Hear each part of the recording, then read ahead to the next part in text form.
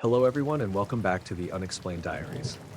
Here on this channel I share real-life encounters with beings from beyond the skies to help you unwind and drift off to sleep. Before we dive in, I would love to hear from you. Leave a comment and let me know where you're tuning in from. Now, find a comfortable spot, relax, and let's begin.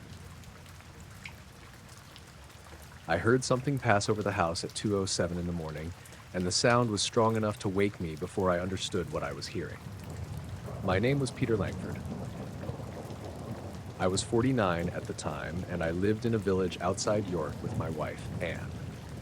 Our house was an ordinary detached place built in the late 70s, with a narrow back garden that ran down to a wooden fence and a strip of farmland beyond it. The sound lasted maybe 3 seconds.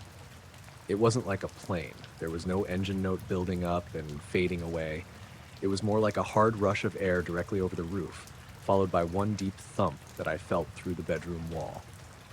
Anne sat up beside me. She asked if something had hit the house. I said I didn't know. We waited. Nothing else happened. There was no wind outside. I remember that clearly because we'd had rain earlier in the evening and the trees were completely still by the time we went to bed. I got up and looked out the front window. Empty road, no damaged cars, no people. Then I checked the back. The security light over the patio was on. It worked by motion sensor and sometimes came on because of cats, so that didn't mean much.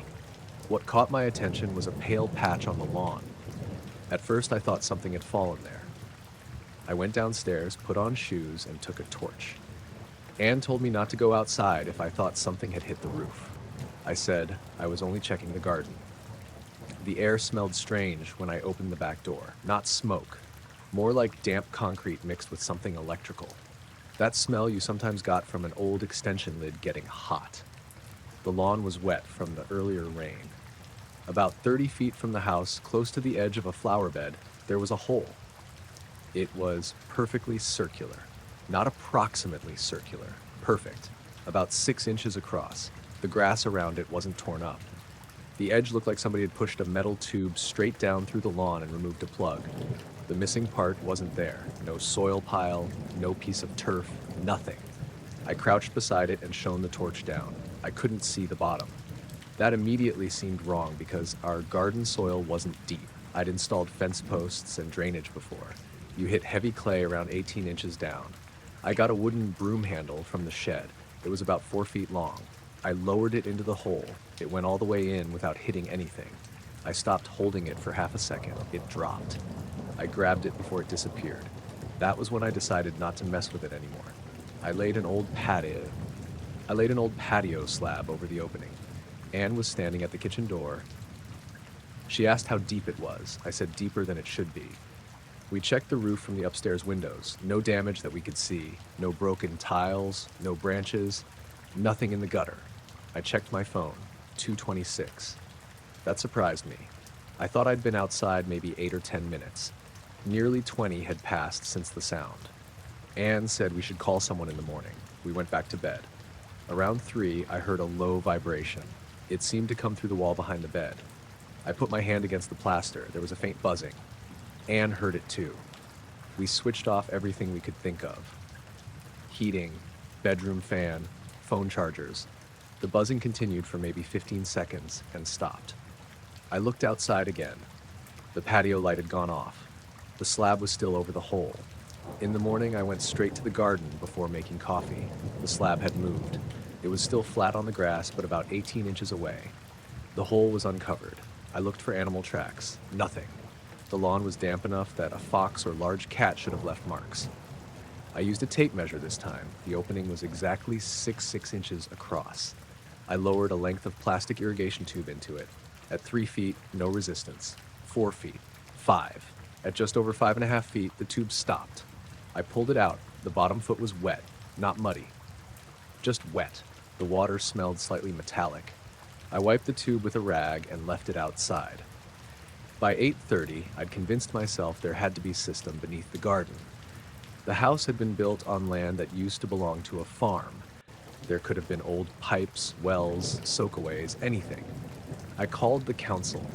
The first person I spoke to transferred me to environmental services. I explained that a deep circular hole had appeared overnight, and I was worried about subsidence. The woman asked if anyone had been injured. No. Any smell of gas? No. Standing water? No. I gave her the address. She said someone might contact me later that day. I also called Yorkshire Water. They checked the location and said no mains ran through that part of our property. That should have made me feel better. It didn't. At 10:16, a dark saloon pulled up outside. Two men got out. Both wore black suits. That was the first thing I noticed because it was already warm outside, and they had white shirts buttoned all the way up with dark ties. The older man was probably late 50s, short gray hair, slightly heavy around the middle. The younger one looked around 40, narrow face, dark hair combed back. Neither carried tools. The older man knocked. I opened the door. He said, "Mr. Langford?" I said yes. He introduced himself as Stephen Wren. The younger man was Colin Ash. Wren showed me an identification card in a leather holder. It had his photograph, name, a council-style crest, and the words Ground Stability Assessment Unit. I didn't know whether that was a real department. I assumed it was. I said, "You're quick." He gave a small smile. We were already working nearby. That sounded reasonable. I showed them through the house. Ash looked around more than I expected. Not nosy exactly. He glanced at the ceiling, the kitchen lights, the clock on the oven. When we reached the garden, Wren stopped on the patio.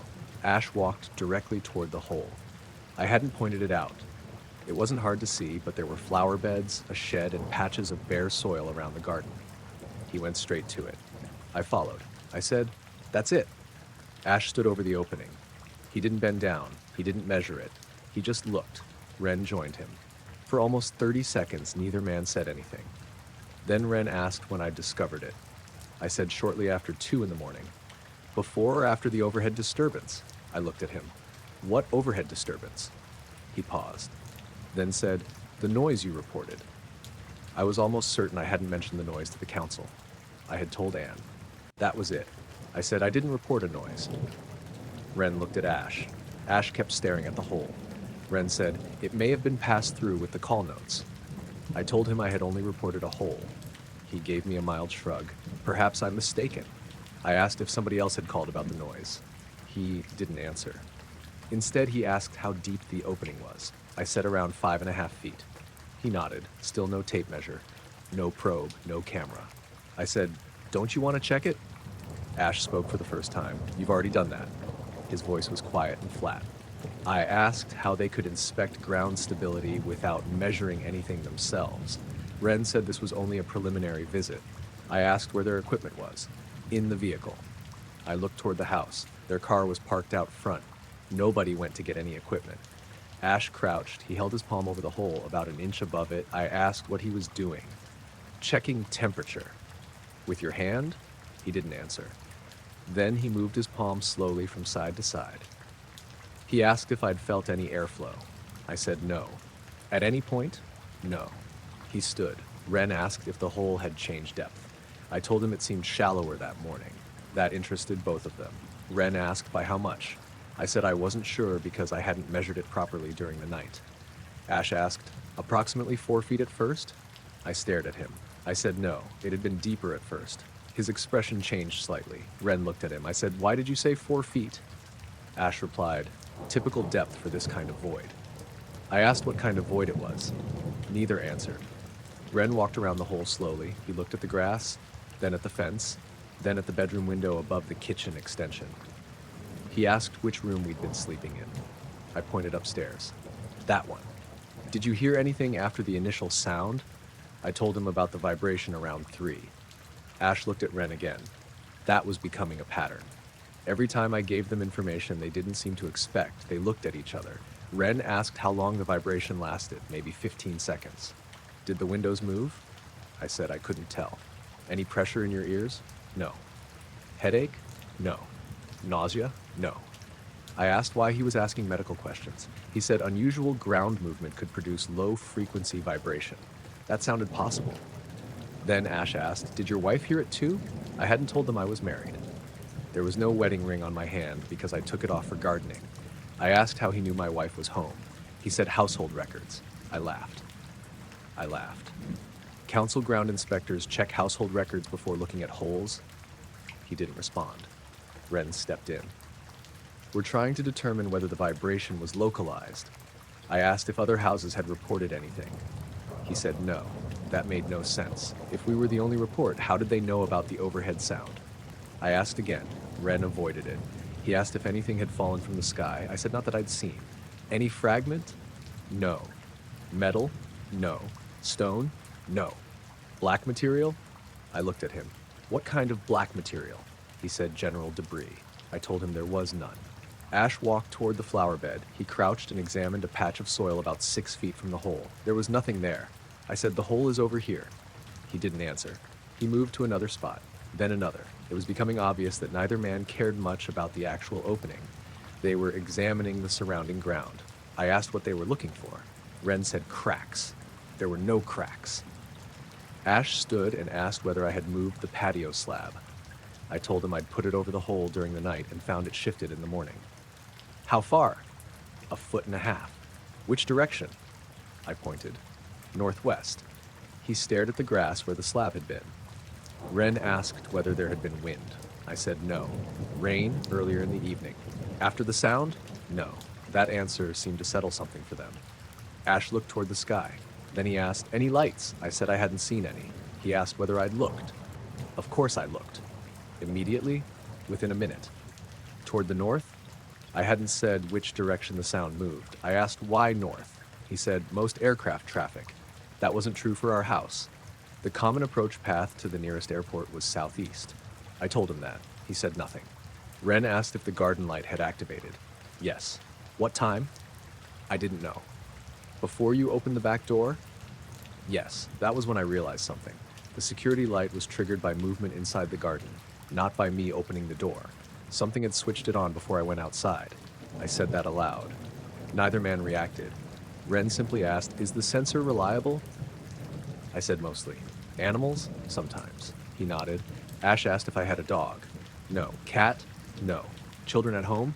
No. I was getting tired of the questions. I said, what exactly do you think happened here? Ren looked at the hole. Ground displacement. From what? We don't know yet. Then why are you asking about lights and my security sensor? No answer. I asked to see his ID again. He showed it. This time I read the department name carefully. Ground Stability Assessment Unit. Below that was a small line of print I hadn't noticed. Regional Infrastructure Liaison. There was no address. I asked if I could take a picture of the card. He closed it. I'm afraid not. I asked for a business card. Neither man had one. I asked for a reference number. Ren gave me one immediately. GS4817. I typed it in my phone. Then I asked when someone would come back with proper equipment. Ren said they probably wouldn't need to. I pointed at the hole. You haven't actually inspected it. Ash said, it's changing on its own. That made me stop. I said, what? He looked at Ren. Ren answered, these voids sometimes settle naturally. I said Ash hadn't called it settling. He'd said changing. Neither man responded. Anne came home around then. She'd gone to the supermarket while they were there. She walked into the garden carrying 2 shopping bags and stopped when she saw them. I introduced them as council inspectors. She asked if they'd found out what the hole was. Ren said they were still assessing it. Anne looked at me, then at their empty hands. No equipment? I nearly laughed because she'd noticed the same thing immediately. Ren repeated that it was preliminary. Anne asked if the sound during the night had caused it. Ash said, probably not. Then he asked her, did it wake you before or after 2:07? Anne went very still. I did too. Neither of us had told them the exact time. I said, how do you know it was 2:07?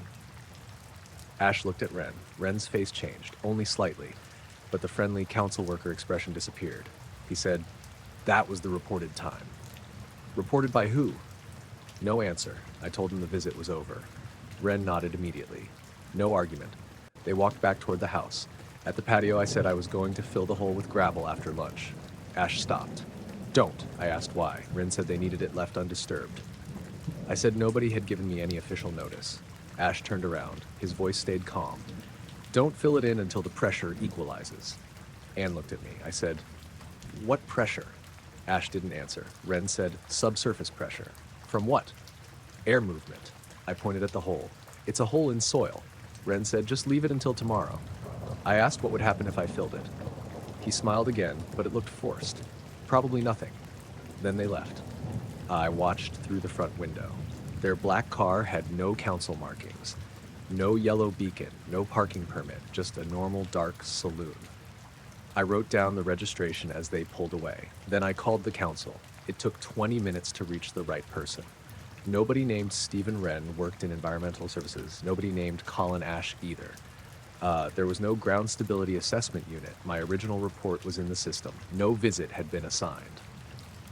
The reference number GS 48117 didn't exist. I asked whether contractors might use different identification. The woman said possible, but there was no contractor attached to my case. She sounded concerned enough that she transferred me to council security. I gave them descriptions and the car registration. They told me not to let the men back into the property if they returned. That afternoon, a real council officer called. He scheduled an inspection for the following morning. I left the hole alone, not because Ash told me to, because I wanted a proper inspector to see it untouched. At around 6, I checked the depth, 3 feet, 2 inches. It had lost more than 2 feet since morning. There was no loose soil inside. The opening remained exactly 6 inches across. At 9, it was 2 feet deep. Anne and I stood over it with a torch. There was something unsettling about watching a deep opening apparently close from the bottom upward while its sides remained perfectly smooth. At 11:30, I heard a faint hiss. I called Anne outside. She heard it too. It came from the hole, very soft, like air escaping from a tire valve. I held my hand above the opening. There was a slight cool movement against my palm. I immediately thought about Ash's comment. Pressure equalizing. We went inside and locked the door. The hissing stopped sometime after midnight. At 7 the next morning, the hole was less than 9 inches deep. A council engineer named Imran Shah arrived at 8:30. He came in a marked van, work boots, high visibility jacket, survey rod, gas monitor, camera, everything I would have expected the first time. He measured the opening, exactly 152 millimeters, 6 inches. He tested for gas, nothing. He probed the soil, solid clay below about 10 inches. I told him it had been over 5 feet deep the day before. He looked at me like he thought I was exaggerating until I showed him the photographs with the irrigation tube disappearing into it. He asked about the suited men. I gave him the names. He'd never heard of them. Then I told him about the pressure comment. He frowned. There's no pressure issue that would make sense here. He checked utility plans. No sewer, no drain, no water line. No known borehole. He took soil samples. By the time he finished, the hole was only 4 inches deep.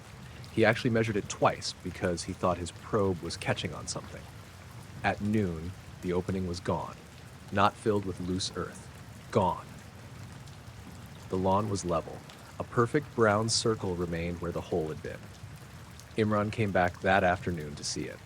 He took more photographs. He told me not to dig there until the council finished reviewing the case.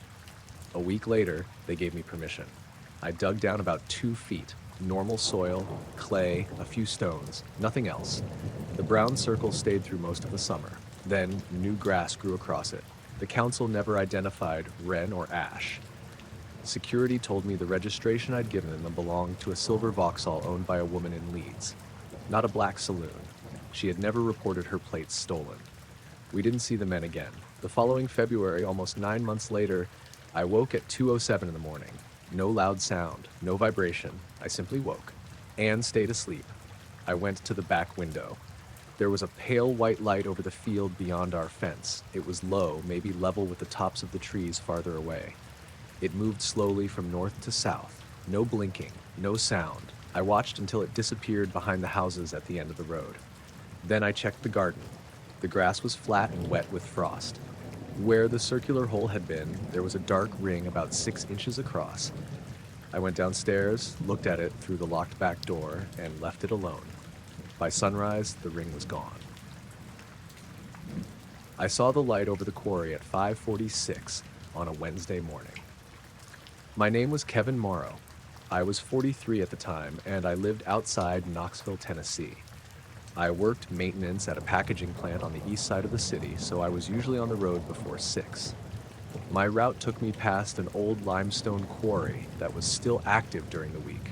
There was a tall chain link fence along the road, then a drop into the quarry about 100 yards beyond it.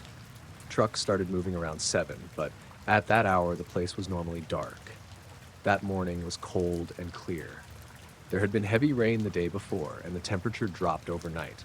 Patches of fog sat down in the low areas, but the sky itself was open. I came around a bend and saw something bright above the quarry. At first I assumed it was a work light on a crane. The quarry used tall portable lighting rigs sometimes. Then I realized it was too high. The light was hanging above the open pit, completely still, white, not blinking. Bright enough that I could see a faint glow on the rock wall below it. I slowed down. There was nobody behind me, so I pulled onto the gravel shoulder near the fence. The light looked roughly the size of a street lamp from where I was standing, but there was no way to judge distance. It might have been small and close, or much larger and farther away. I got out of the truck. No engine noise, no helicopter sound, no crane, nothing supporting it. The quarry was completely silent. That was unusual by itself because even before operations started, there were normally pumps running somewhere down in the pit. I checked my phone, 5:46. I took 2 pictures. They were useless. The phone exposed for the bright point and turned everything else black. I switched to video. The light stayed still. Then something happened that made me stop recording. A second, dimmer light appeared below it, not directly underneath, a little to the left. It was pale orange and much smaller. It moved downward slowly until it disappeared behind the quarry wall. The white light never moved. I waited. About 30 seconds later, I heard a low sound, not from above, from inside the quarry. It was like a deep electrical hum, steady enough that I felt it slightly through the soles of my boots. Then the white light dropped. It moved maybe 20 or 30 feet straight down, stopped, then dropped again. No acceleration, no swinging, nothing I'd associate with something hanging from a cable. I remember saying, "What the hell?" Then every light on my truck dashboard came on. The engine was still running. Check engine, battery, ABS, airbag, everything. The radio went to static. I got back inside immediately. The dashboard lights stayed on for maybe 5 seconds, then they all went out except the normal ones. The radio returned to the station I'd been listening to. I looked through the windshield. The white light was gone. I had not seen it leave. I checked the time. 5:53. I had been stopped 7 minutes. That seemed about right. I drove to work. I didn't tell anyone at first. I had a shift meeting at 6:30 and spent most of the morning dealing with a conveyor problem. Around lunch, one of the guys in electrical maintenance asked if I'd had trouble with my truck because he'd seen me checking the dash in the parking lot. I told him the warning lights had come on near the quarry. He said maybe moisture had gotten into something after the rain. That explanation sounded good enough. Then I mentioned the light. His name was Tyler Briggs. He laughed and asked if I'd seen a UFO. I told him I had seen a bright object that didn't move. That was all I knew. He asked if I'd reported it. I hadn't. By the time I drove home that afternoon, quarry operations were normal. Excavators, dump trucks, dust. Nothing unusual. I almost convinced myself the light had been some piece of equipment I'd misunderstood in the dark. Then I checked the video at home. My girlfriend Marissa watched it with me. The white light was visible for 23 seconds. The orange one appeared near the bottom of the frame for about 4 seconds. The strange part was the audio. There was no sound from the quarry. You could hear my truck idling. You could hear a car passing in the distance. Then, right before the orange light appeared, the truck engine sound dropped out, not faded. The audio became almost completely silent for 6 seconds. Then, the engine's sound returned. I hadn't noticed that while I was standing there. Marissa thought the phone microphone had glitched. That was probably true. She asked why I cared so much. I told her I didn't. I still watched the video 5 or 6 more times.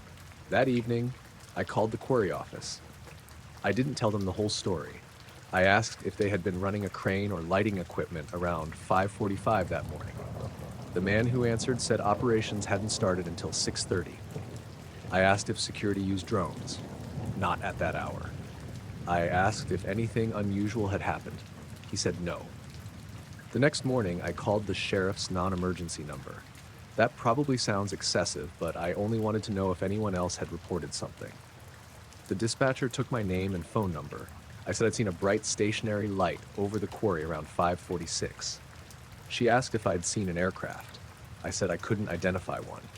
She asked if it moved. I told her it dropped lower in 2 steps and then disappeared. She asked if I'd been drinking, not in a rude way, just standard questions. I said no. She told me no similar calls were showing on her screen. That was the end of it.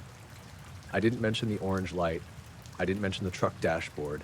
I definitely didn't give any estimate of how high the white light had been. 2 evenings later, there was a knock on my door. It was about 7:20. Marissa was at the grocery store. I looked through the front window and saw 2 men standing on the porch. Both wore dark suits. That immediately looked strange because my neighborhood wasn't the kind of place where formal visitors showed up after dinner.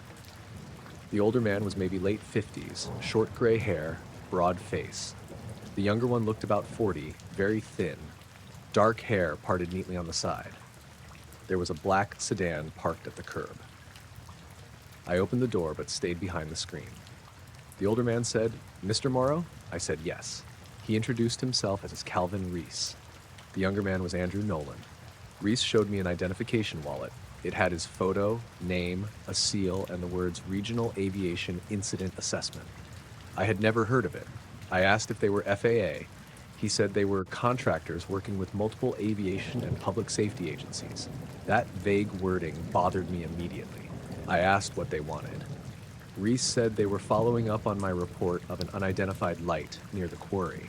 I asked how they'd gotten my address. He said local law enforcement had passed along contact information. That was possible. I hadn't given permission, but I didn't know how those things worked. He asked if they could come inside. I said we could talk on the porch. Neither objected. Reese took out a small notebook. Nolan stood beside him with his hands at his sides. Reese asked me to confirm the date, Wednesday. Time, 5:46. Weather, clear, cold, some fog lower down. He asked where I'd been standing. I described the shoulder. Then he asked me to estimate the height of the object. I said I couldn't do that accurately. He said, "Your best estimate." I looked toward the road, trying to picture it. I told him maybe 150 feet above the quarry floor, possibly 200. It was hard to tell because I didn't know how far inside the pit it had been. Nolan looked at Reese. Then Nolan said quietly, "That's lower than last time." I heard him clearly. Reese turned his head. The younger man stopped talking. I asked, "Last time?" Neither answered. I asked again, "What does that mean?" Reese smiled slightly. "We have previous reports from the area." I said, "Previous reports of the same thing?" "Similar observations." "How high was it last time?" He ignored the question. Instead, he asked whether the light had appeared above the northern wall or the eastern wall. I told him northern. That wasn't in my report. At least I didn't think it was. Nolan asked how far it had descended. I said maybe 20 feet the first time, then another 20. He asked whether it stopped for exactly the same amount of time between movements. I said I hadn't timed it. "Approximately?" I said maybe 5 seconds. He nodded, like that confirmed something. Reese asked if there had been another light. I stared at him. I had never mentioned the orange one to police. I said, "Why?" He said witnesses sometimes reported secondary lights around quarry equipment. I told him yes, there had been a dim orange one lower down. Nolan asked, "Did it reach the floor?" I couldn't see the floor from the road. "Did it pass below the rim?" "Yes."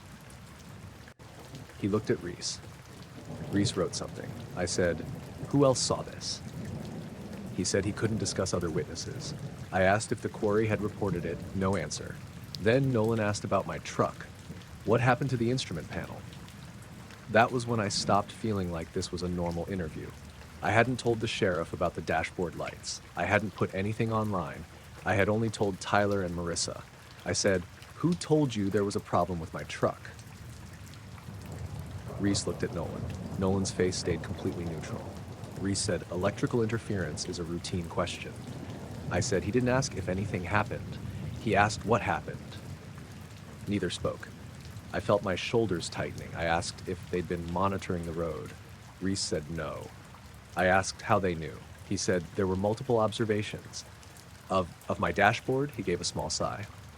"Mr. Morrow, we're not investigating you." I said, "Then tell me who's giving you information about me." No answer. Nolan looked past me into the house. I moved slightly to block his view. He asked if I'd use my phone. I said yes. Video? Yes. Still photographs? 2. He asked if the file timestamps matched the time I remembered. I hadn't checked. I took out my phone. The still photos showed 5:46. The video showed 5:48. Reese asked how long the video was. 31 seconds. Does it contain audio? Yes. Nolan said, except for 6 seconds. I felt a cold feeling in my stomach. I hadn't told anyone about that either. I looked at him. How do you know that? For the first time, he seemed unsure what to say. Reese stepped in. Audio dropouts have been reported in similar cases. You said 6 seconds. Nolan said nothing. I told them I wanted them to leave. Reese remained calm. Of course. Then he asked one last question. Did you hear anything after the lower light disappeared? I thought about the hum. I didn't want to give them more information. I said no. Nolan watched me for a few seconds. Then he said, you did. I said, excuse me, a low-frequency sound. Reese said his name sharply. Nolan stopped. I opened the screen door wider. Get off my property. They left without arguing. That was one of the strangest parts. No threats, no attempt to take the phone, no warning not to talk. They just walked back to the black sedan. Before getting in, Reese turned around. He said, if you observe it again, don't stop directly underneath the northern wall. I said, why? He opened the passenger door. It may be lower. Then they drove away. Marissa got home about 10 minutes later. I told her everything. She thought I should call the sheriff. I did. The deputy who called me back had no idea who Reese or Nolan were. He said their department hadn't referred my report to any outside aviation group. I gave him the agency name. He couldn't verify it. He asked if the men threatened me. No. Entered the house? No. Took anything? No. He said he'd make a note and advised me not to engage if they returned. The next morning, I called the number listed on the county website for the FAA district office. Eventually, I reached someone who said he had never heard of Regional Aviation Incident Assessment. He told me there were private contractors with all kinds of project names, so that didn't prove anything. I started wondering if Tyler had put somebody up to it as a joke. He swore he hadn't. I showed him a still image from my doorbell camera. The camera had captured both men clearly. Tyler didn't recognize them. Neither did Marissa. For the next week, nothing happened. Then I drove past the quarry on my way to work the following Wednesday. Same time. Around 5:45, there was a black sedan on the shoulder near where I'd stopped. No lights. I could see 2 figures standing beside the fence. I didn't slow down. As I passed, the quarry below them lit up, not with the white light. A faint orange glow appeared down inside the pit. I kept driving. The truck radio went to static. I watched the dashboard. Nothing else happened. The static stopped after maybe 10 seconds. When I reached work, my phone said 6:04. My truck clock said 6. It had been accurate when I left home. I restarted the truck, still 4 minutes behind. By lunch, it had corrected itself. That afternoon, I took a different route home. I used that route for the next month. Eventually, curiosity got the better of me. I stopped by the quarry office during business hours and asked to speak with someone about Wednesday mornings. A supervisor named Glenn Talbot came out. I showed him the photo of the light. He studied it for a long time. Then he asked what date I'd taken it. I told him. His expression changed. He asked if I'd spoken to the inspectors. I said, "What inspectors?" He looked toward the office behind him. Then he said 2 men had visited the quarry the morning after my sighting. Dark suits. They claimed to be Federal Aviation investigators. They asked to see maps showing the depth of the quarry floor. Not security footage, not equipment logs. Depth maps. I asked how deep the section under the light was. Glenn said about 260 feet below the road. I told him my height estimate. Around 150 or 200 feet above the quarry floor. He did some rough figuring in his head. Then he said, so it was about level with the upper wall. I nodded. I told him one of the men said it was lower than last time. Glenn looked at me. He asked exactly which man said it. I described Nolan. Thin, dark hair. Glenn went quiet. Then he told me something had happened at the quarry 7 years earlier. A night security guard saw a bright stationary light over the eastern section around 4 in the morning. The company treated it as a drone sighting. 2 government-looking men visited afterward. One older, one younger. They asked how high the guard thought the light had been. His estimate was around 300 feet above the floor. Glenn didn't remember their names. He said they stayed less than 20 minutes. I asked if there were records. Probably, but he wasn't sure where. A few days later, he emailed me a scanned incident form from the old security files. The date was 7 years earlier. The guard described a white light, no sound, stationary, estimated elevation approximately 300 feet above quarry floor. At the bottom was a handwritten note, secondary orange light observed below main source. That detail hadn't been in the typed report. I called Glenn. He said he hadn't noticed the handwriting. I asked who wrote it. He didn't know. A month later, the quarry closed one section for what they called slope stabilization. It was the northern wall, the same area where I'd seen the light. Heavy equipment worked there for several weeks. Then things went quiet again. I never saw Reese or Nolan at my house after that. I saw a black sedan twice, but I couldn't prove it was theirs. The first was outside a grocery store. The second was parked near the road above the quarry one foggy morning. I kept driving both times. About 6 months after the original sighting, I was cleaning videos off my phone and watched the quarry clip again. The 6 seconds of missing audio were still there, but I noticed something in the picture I'd never paid attention to. While the sound was gone, the white light hadn't been perfectly motionless. It moved down very slightly.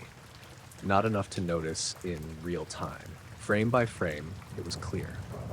At the beginning of the silent section, it sat just above a dark notch in the quarry wall. At the end, it was level with it. I used the quarry maps Glenn had given me and compared the visible rock layers as best I could. I couldn't get an exact measurement. It looked like the light had descended somewhere between 20 and 30 feet during those 6 silent seconds.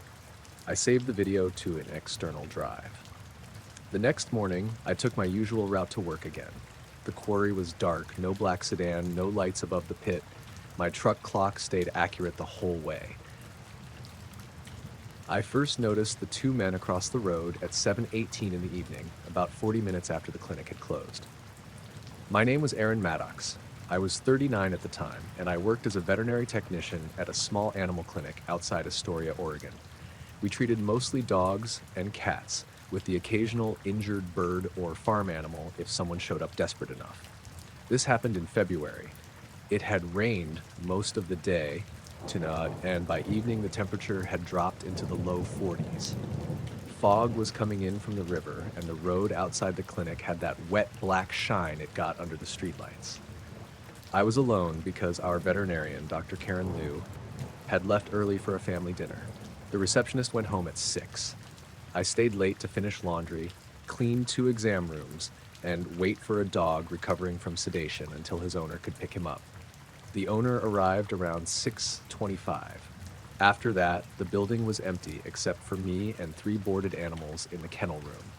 2 cats, 1 old beagle named Murphy who was staying overnight after dental surgery. I locked the front door at 6:40. I noticed the men about half an hour later when I took a trash bag to the dumpster behind the clinic. Across the road was an abandoned petrol station that had been closed for years. The pumps were gone, but the little concrete forecourt and empty shop were still there. 2 men stood under the old awning. Both wore black suits. I could see white shirts even from across the road. Neither had an umbrella. That stood out because rain was still coming down lightly. They weren't talking. They weren't looking at phones. They were facing the clinic. I stopped beside the dumpster. The older one turned his head slightly when he noticed me. I went back inside. I didn't feel frightened yet, mostly curious. There was a bus stop about 50 yards down, so I thought maybe they were waiting for someone and had chosen the old station to stay out of the rain. Except they weren't standing where the roof was intact. Water was dripping through holes in the awning directly around them. When I checked from the front window a few minutes later, they were still there. Same positions, 1 taller, 1 shorter. No car. At 7:31, Murphy started whining. He had been asleep most of the evening. I went into the kennel room. He was standing inside his run facing the hallway. His tail was tucked. I opened the gate and crouched beside him. He pressed himself against my legs. That wasn't normal for him. Murphy had been coming to our clinic for years and usually acted like he owned the place. I checked his temperature. Normal. Gums looked good, no obvious pain. Then all three animals looked toward the back wall at the same time. The two cats sat up. Murphy stopped whining. I listened. There was a faint tapping sound. 3 taps. Pause. Then one more. It seemed to come from outside near the rear parking area. I thought somebody might be at the employee entrance. I checked the security monitor. Nothing. The rear camera showed an empty lot. The front camera showed the road. The men were still across from the building. I checked the time. 7:35. I went back to cleaning. Around 7:45, the overhead lights in treatment flickered once. Nothing unusual. The building was old, and winter storms caused brief voltage drops all the time. Then the scale turned on. It was a digital floor scale used for larger dogs. Nobody was near it. The display lit up and showed 0.0, then 18.6, then 0.0 again. I stepped closer. The platform was empty. I unplugged it. The display stayed lit for maybe 2 seconds after the cord came out. Then it went dark. That bothered me more than it should have. I remember standing there holding the plug, trying to work out if there was a backup battery inside. There wasn't, at least not one I knew about. I went to the front window again. The 2 men had crossed the road. They were standing on our side now, near the edge of the car park. Neither was looking at the building. No, they were both looking down at the wet pavement near the gutter. The taller one crouched. He touched something with one finger, then stood. I couldn't see what he'd been looking at. A minute later, they walked to the front door. They didn't knock immediately. They stood outside for several seconds. Then the older man knocked twice. I considered not answering. The door was locked. The clinic was closed, and I was alone. Then the older man held something up to the glass. Identification. I walked closer but left the door locked. He smiled politely. Sorry to bother you after hours. I asked what they needed. He said, we have a few questions concerning animal injuries reported in the area. I asked if they were police. No. He held the ID against the glass. The name on it was Martin Sedgwick. The organization underneath said Northwest Environmental Response Coordination. There was a seal, a photograph, and a long ID number. It looked official. The younger man's identification said David Corin. Same organization. I had never heard of it. I asked what environmental response had to do with the veterinary clinic. Sedgwick said, possibly nothing. That wasn't reassuring. I told them the clinic was closed. He nodded. We only need a minute. I probably should have kept the door locked. Instead, I opened it, but stayed between them and the hallway. Both stepped inside. They smelled faintly like wet wool, even though their suits looked completely dry. Sedgwick was maybe 60, with gray hair cut short and a narrow, tired-looking face. Corin looked around 45. Dark hair, very pale skin, no facial hair. Neither carried a briefcase. Corin had a folded black umbrella, even though I hadn't seen him holding it outside. It wasn't wet. Sedgwick asked whether anyone had brought in an animal that week with unusual thermal injuries. I didn't understand the wording.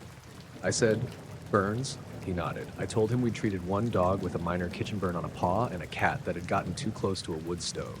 He asked if either injury was unexplained. No. Any burns in a circular pattern? No. Parallel lines? No. Localized hair loss without blistering? I said no again.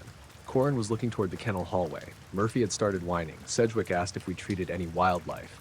I told him a gull with a broken wing had been brought in Monday and transferred to a rehabilitation center. No burns. A raccoon? No. Deer? No. Livestock? Not that week. Then Corin asked, any animal arriving unusually cold? I looked at him. Cold from exposure? He said body temperature inconsistent with the surroundings. I said we occasionally saw hypothermic animals. He asked if any had come in without being wet. That was such a specific question that I asked what exactly they were investigating. Sedgwick gave me a mild smile. Possible contact with damaged electrical infrastructure. I said electrical infrastructure didn't normally make animals cold. He didn't answer. I asked if there had been a transformer failure. Possibly. Where? Outside town. I asked which area. He said he couldn't discuss the exact location. Then Corin asked whether any owners had reported their animals refusing to enter certain rooms or buildings. I stared at him. I said, what kind of electrical problem are you talking about? He looked at Sedgwick. Sedgwick said, animals sometimes react to odors or frequencies people don't notice. That part was true. Still, the questions felt wrong. I asked how they knew to come to our clinic. Sedgwick said they were checking every veterinary practice within a defined area. I knew the local clinics. There were 4 within reasonable distance. I asked which ones they'd already visited. He named one in Warrenton, then another in Astoria. Both real. That made me relax slightly. I asked who had contacted them. He said county authorities and utility partners. Then Murphy barked from the kennel room. One bark. Sharp. Both men turned toward the hallway. Corin asked, "Is that the animal from this evening?" I said Murphy was staying overnight after dental work. He asked what time Murphy arrived that morning. Any unusual lesions? No. Burns? No. Reaction to touch along the spine? I said no. He seemed relieved. I asked if they wanted to speak with Dr. Liu tomorrow. Sedgwick said that wouldn't be necessary if we hadn't seen anything. Then the lights dimmed. Only for a second. The reception computer screen went black. The kennel hallway light stayed on. Murphy stopped barking. One of the cats hissed. Corin looked at the ceiling. Sedgwick looked at his watch. I asked if they had caused something. It came out before I thought about how ridiculous it sounded. Sedgwick almost smiled. No. The computer came back. The clock in the corner read 7:52. My phone said 7:48. I stared at both. I knew the computer synced automatically. I refreshed it. 7:52. My phone stayed at 7:48. Corin noticed. He asked, which one is usually accurate? I said my phone. Sedgwick said, the network clock may correct itself. I asked why he cared. He didn't answer. Then Corin walked toward the reception counter. There was a small basket there containing collars, leads, and tags people had left behind. He looked at it. One collar had dried blood on it from a dog that had been hit by a car the previous month. So now we kept it because the owner had never returned for it. Corin pointed. What happened to that animal? I told him. Alive? Yes. Any burns? No. He nodded. The whole conversation had started to feel less like they were checking for injured animals and more like they were looking for one specific thing. I said, what happened? Sedgwick asked what I meant. You've got something in mind. What kind of animal are you expecting? He looked at Corin, then back at me. We don't know. Dog? Possibly. Wildlife? Possibly. Was something found somewhere? No answer. I said if an animal had been exposed to chemicals or electricity, local veterinarians needed to know what symptoms to look for. Sedgwick agreed. Then he still didn't tell me. Instead, he asked if we kept records of animals arriving without owners. I said yes, if police or animal control brought them. Any this week? No. Any after midnight? We weren't a 24-hour emergency clinic. He already should have known that if they were checking local practices. I told him that. Corin asked, but staff sometimes stay overnight. I felt uncomfortable again. I said no one stayed overnight regularly. He looked around the empty reception area. You're alone now. It wasn't a question. I said, Dr. Liu was nearby. That was a lie. She lived almost 20 minutes away. Sedgwick gave Corin a look. Then he said they were finished. Then I expected them to hand me a brochure or some kind of official notice. Instead, Sedgwick took a small white card from his coat pocket. There was no logo, no name, just a number written in black ink. 481732, 6 digits. I turned it over. Blank. I said, what's this? If an animal arrives with burns matching the description, call that number. I laughed a little. That's not a phone number. It will work. There's no area code. You won't need one. I looked at him. I honestly thought maybe it was an internal extension and he had forgotten to give me the main number. I asked what I should dial before it. Nothing, Corin added. Use the clinic telephone. That bothered me. I asked why it had to be the clinic phone. He said, because that's the number associated with this location. I said our clinic number had 10 digits like everybody else's.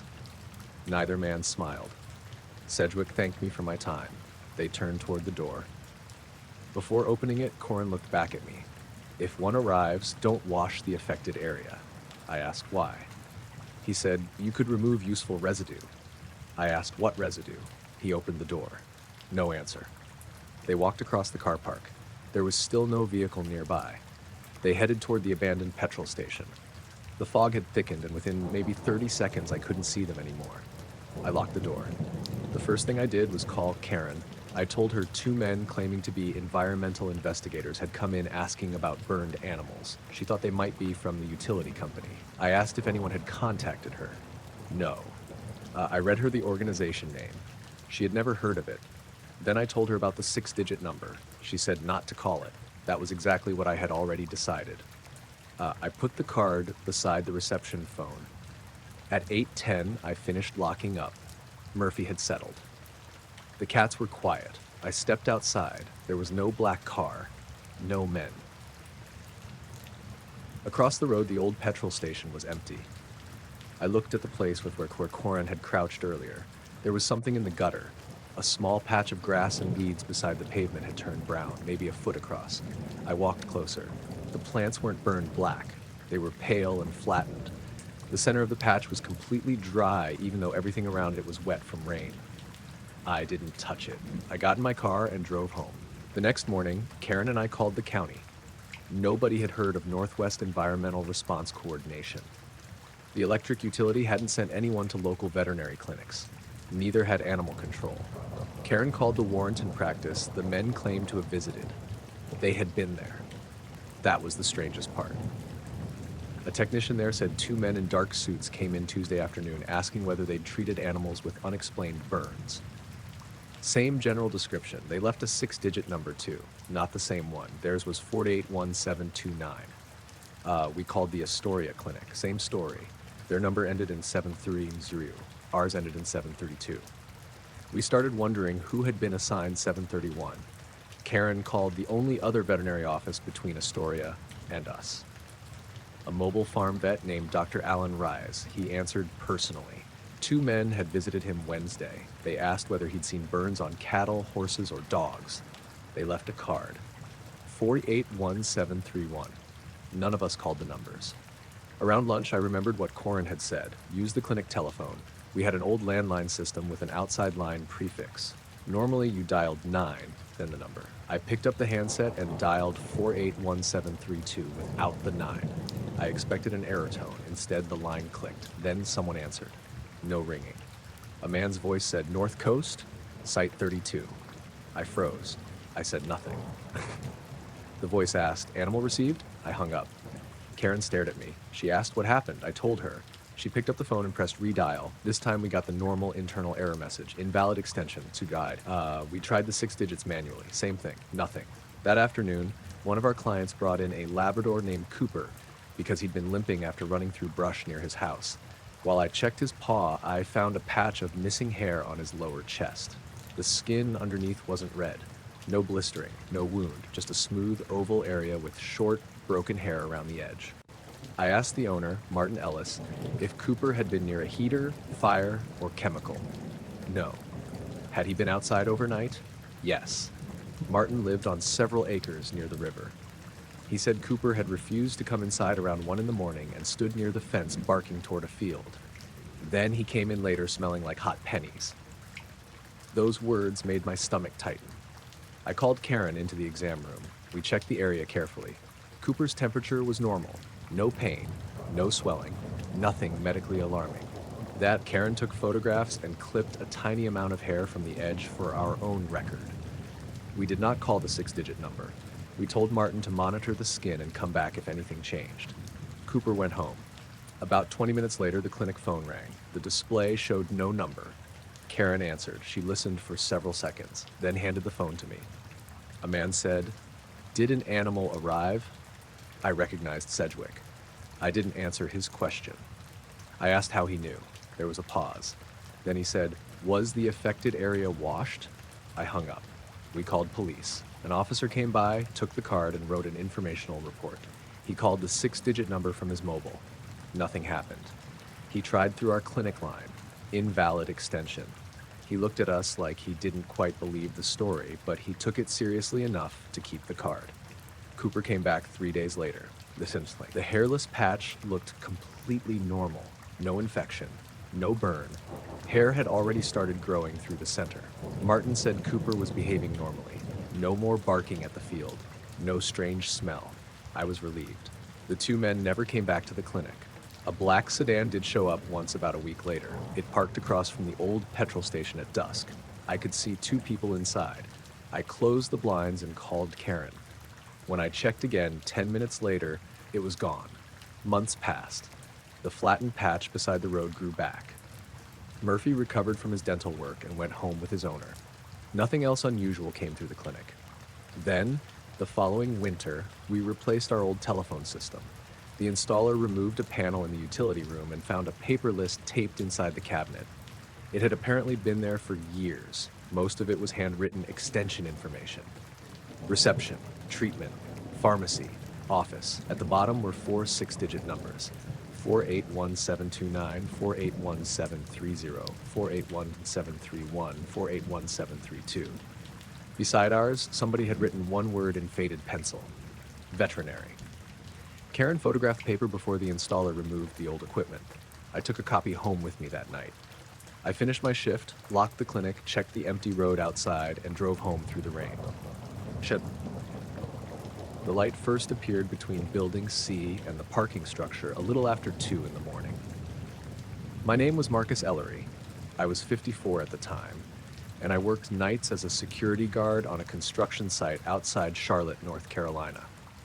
It was a large mixed-use project with 3 apartment buildings, a parking garage, and a retail strip that was still mostly concrete and steel. My job was simple.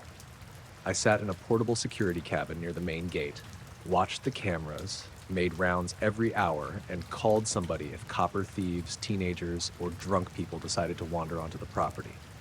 This happened in January. It had been cold all week, but that night was unusually still. No rain, no wind, clear sky. The kind of night when every sound on a construction site seemed louder because nothing else was moving. My midnight round had been normal.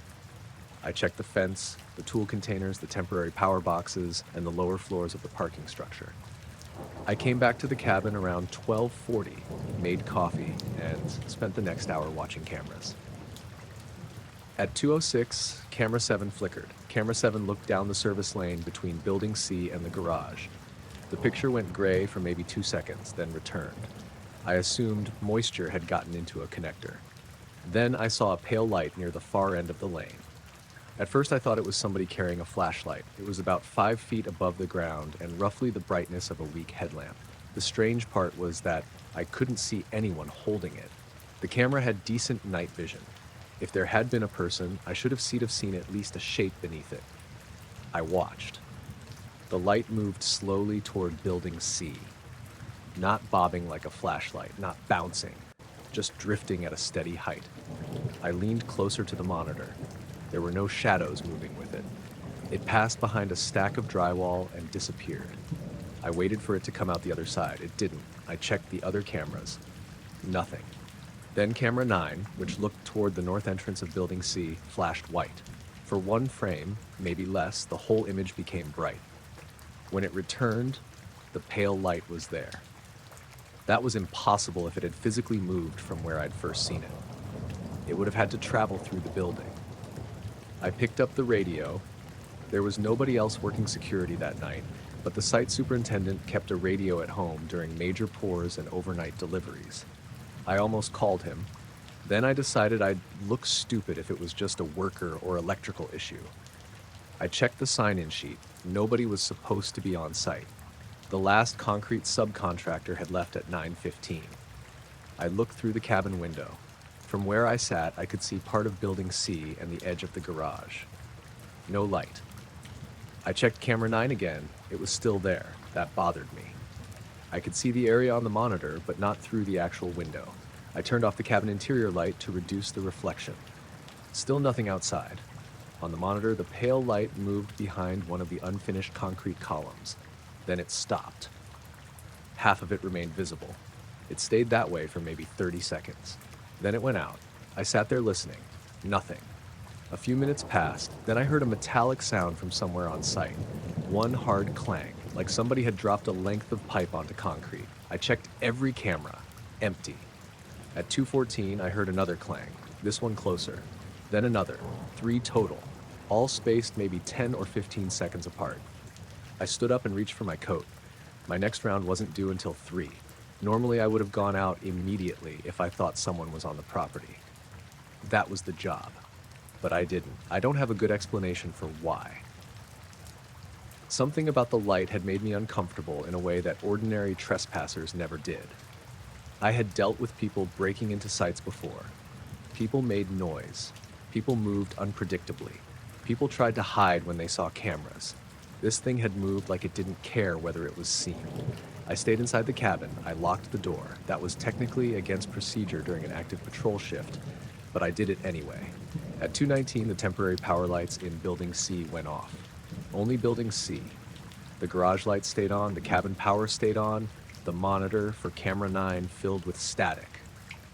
Then camera 10, then camera 8. All three covered different sides of Building C. The other cameras worked normally. I picked up my phone and called the superintendent, Dale Monroe. He answered half asleep. I told him we had a power problem in C and possible movement on site. He asked if I saw a person. I said no. He told me not to confront anyone and to call police if I thought somebody had broken in. That gave me an excuse to stay put. I hung up. Then the cabin radio came on by itself, not turned on. It was already on. The speaker suddenly made a low humming sound. The volume knob did nothing. I turned the radio off. The hum continued for maybe 2 seconds after the switch clicked, then stopped. I unplugged it from the charger even though it had a battery. I remember staring at it like that would tell me something. At 2:23, camera 7 came back. The lane was empty. Then I saw the light again. It was much closer, near the corner of the security cabin. Not directly outside, but maybe 40 yards away. This time it looked lower. 3 or 4 feet above the ground. It moved toward the fence, then stopped. I looked through the window. Nothing. Back to the monitor. Still there. I checked the camera timestamp. 2:24:11. My phone said 2:21. I looked at the wall clock. 2:21. I thought the camera clock was just wrong. Then camera 7 changed to 2:21:43. It corrected itself while I was watching. The light remained in the same place. I started recording the monitor with my phone. The light moved another few feet. Then my phone camera lost focus. The screen turned blurry. When it cleared, the light was gone. The site stayed quiet for almost 10 minutes after that. I started to feel stupid.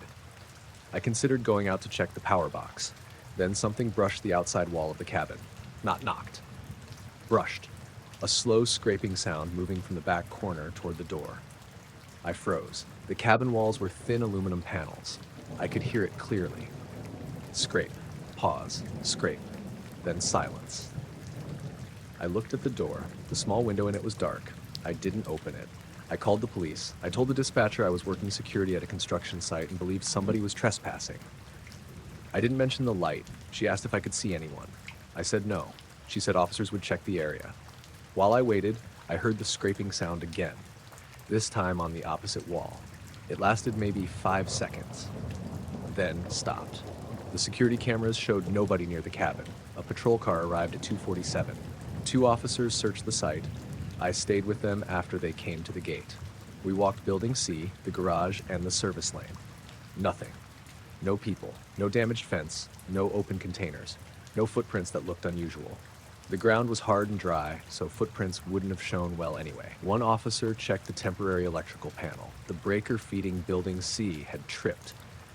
He asked if that happened often. I said no. I reset it. The lights came back. The officers left around 3:15. I did my next round with the site lights on and my flashlight in hand. Everything looked normal. Near camera 7, I noticed a patch of concrete that looked wet. It was roughly circular, maybe 6 feet across. There hadn't been rain. I touched it with my boot. Cold. No smell.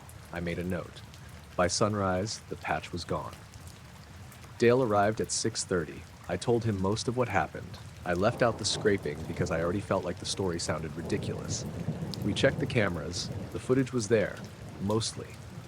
Camera 7 showed the pale light for about 40 seconds. Then the file jumped ahead nearly 3 minutes. Camera 9 showed nothing unusual except a burst of white and later static. The cameras covering the cabin showed no person. Dale said it might have been electrical interference from the construction power. That was the explanation we settled on. At 8:05, 2 men arrived at the gate. Both wore dark suits. That immediately seemed strange on a muddy construction site. The older man introduced himself as Raymond Firth. The younger one was Stephen Calder. They said they were insurance investigators. Firth showed an identification card with a company name I didn't recognize.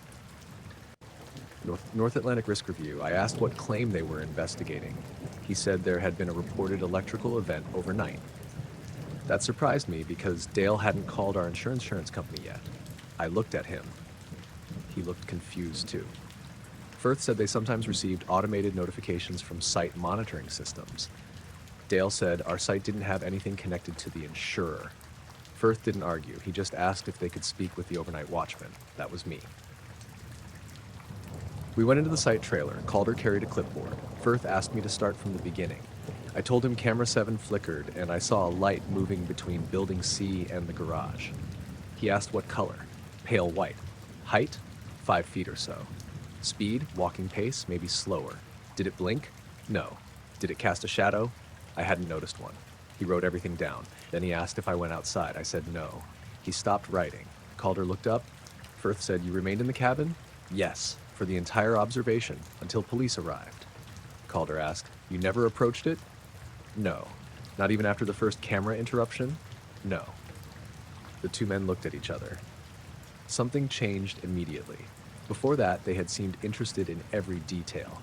After I said I stayed inside, they lost interest. It was obvious. Firth closed the notebook halfway. Calder stopped writing. I continued anyway. I told him about the power failure. Firth nodded, but didn't ask anything. I mentioned the radio hum. Nothing. I told him the camera clock had been 3 minutes ahead, then corrected itself. Calder checked his watch, but didn't write it down. I said police searched the site. Firth said, yes. I asked how he knew. He said police response would be part of the incident record. Possible. Then Calder asked again, at no point did you cross the lane toward Building C? No. He looked at Firth. Firth said, all right. I asked why that mattered. He said it helped establish whether there had been any exposure to the electrical fault. I told him the light wasn't coming from an electrical panel. Probably reflection. It moved. He smiled slightly. Reflections move. I started getting irritated. I said, 5 minutes ago you were asking me how fast it moved. He didn't answer. Dale was sitting across the trailer listening. He asked them what insurance company they represented. Firth said they were third-party investigators. Dale asked who hired them, claims administration. What claim? Firth said potential property damage. Dale told him there was no claim. Calder looked toward me again. He asked, did you feel anything while observing it? I said no. Heat? No. Pressure? No. Metallic taste? No. Any ringing in your ears? I said no. He asked if I had a headache. No. Then Firth interrupted. That's sufficient. Calder stopped. I said, what were you expecting me to say? Neither answered. Dale asked to see their credentials again. Firth showed his. Calder did too. The cards looked professional, but there was no phone number or address on either one. Dale asked for business cards. They didn't have any. He asked for a claim reference. Firth gave him 8 numbers. Dale wrote them down. Before leaving, Calder asked if he could see the security cabin. Firth looked at him. Calder added, for context. We walked out. They didn't inspect Building C, didn't look at the breaker, didn't look at the camera, didn't ask about damage. They went straight to the cabin. Calder stood near the door. He looked at the exterior wall, the same wall where I'd heard the scraping. He asked if I'd opened the door during the incident. I said no. Window? No. Vent? I pointed to a small fixed vent near the roofline. He stared at it, then asked if it could be closed. I said no. Firth said, did you stand near it? I hadn't. I told him I stayed at the desk. That seemed to satisfy him. Then Calder noticed the threshold. There was a thin gray streak across the metal door sill. I hadn't seen it before. It looked like graphite or dirty grease. He crouched. He didn't touch it. Firth asked if it had been there overnight. I said, I didn't know. Calder stood. Probably construction residue. Dale asked if they wanted a sample. No. That answer came from both men almost together. Then Firth thanked us. He said there was no need for further action. Dale said, you haven't inspected anything. Firth replied, based on the witness statement, the risk appears minimal. I said, because I stayed inside? He looked at me. Yes. That was the only direct answer he gave. They walked to their car. It was a black sedan parked just outside the gate. As they reached it, Calder turned back. He asked, the police opened the gate from the roadside, correct? I said yes. You didn't go out to meet them? No. He nodded. Then both men got in and left. Dale waited until the car was gone. He said, I'm calling our broker. The broker had never heard of North Atlantic Risk Review. There was no open claim. The reference number wasn't valid in their system. Dale searched the company name online. There was a marine insurance business with a similar name in New Jersey, but nothing matching the identification. We called the police department. No outside investigator had requested the incident report. That afternoon, Dale asked me to pull every camera recording from the night before. We watched them on a larger monitor. The pale light was definitely there on camera 7. We also found something I'd missed. At 2:22, while I was sitting inside the cabin, camera 3 showed a faint light moving along the outside of the perimeter fence. It stopped almost exactly across from the cabin. Then, for 6 seconds, the image developed horizontal lines. When it cleared, the light was gone. There was no person, no vehicle, nothing. The next night, Dale put a second guard on shift with me. His name was Ronnie Bell. Nothing happened. No lights, no power trouble, no strange sounds. The gray streak on the door sill was still there. I tried wiping it with a damp rag. It came off easily. Underneath, the metal looked slightly discolored, almost bleached. Ronnie said it was probably concrete dust. I didn't argue. For the next 2 weeks, everything stayed normal. Then a foreman found something inside Building C. It was on the 3rd floor, near an unfinished stairwell. A circular mark on the concrete, about 6 feet across. Not burned, not stained, just a different shade than the floor around it. The surface inside the circle was unusually smooth. The crew hadn't poured anything there. Dale took pictures. By the following morning, the mark was barely visible. 3 days later, it was gone. Nobody from the insurance company ever came to look at that. Nobody from North Atlantic Risk Review contacted us again. About a month later, I stopped at a petrol station after my shift. It was around 7 in the morning. I saw a black sedan parked near the air pump. 2 men sat inside. I couldn't clearly see their faces through the windshield, but one looked older and one younger. I filled my tank and left. The sedan didn't follow me. I stayed at that construction site until the project finished.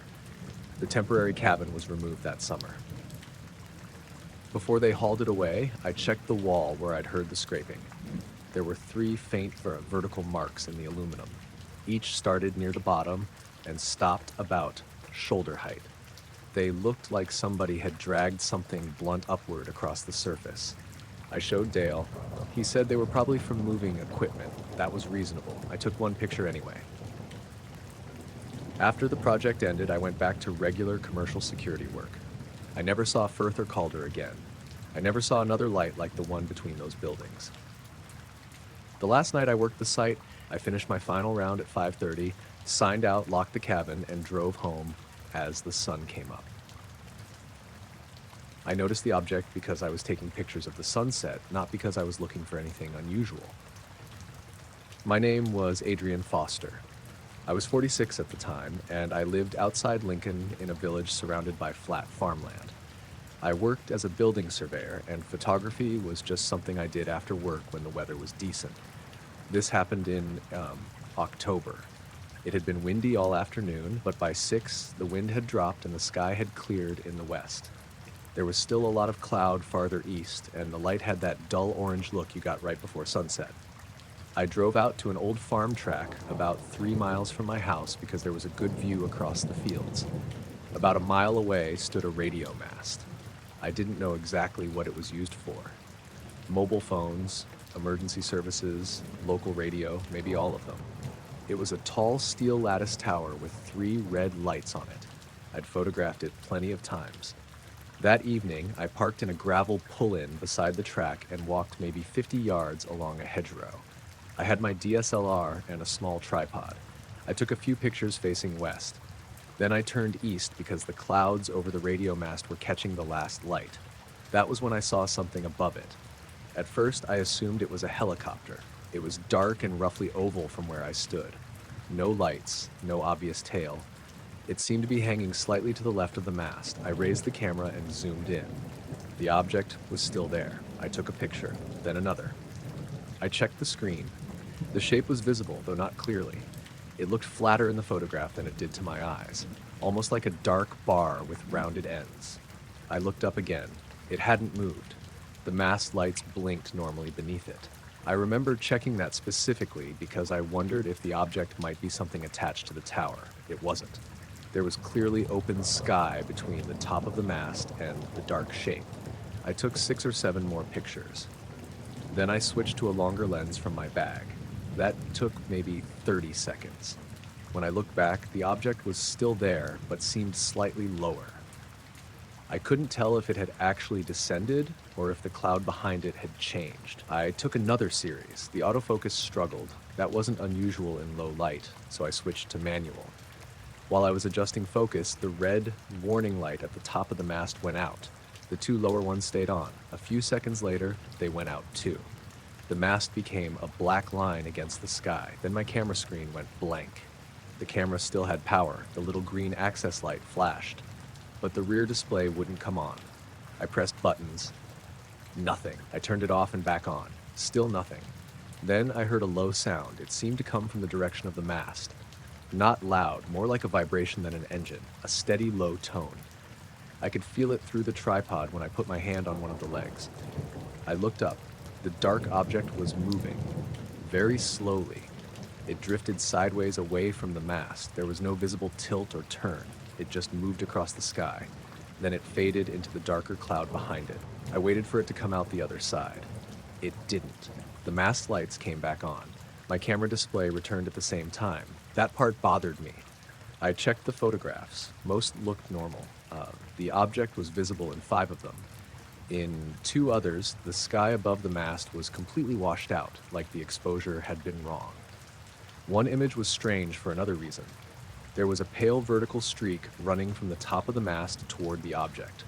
It looked like lens flare, except there wasn't a bright light source in that part of the frame. I took a couple more pictures after the object disappeared. Then I packed up.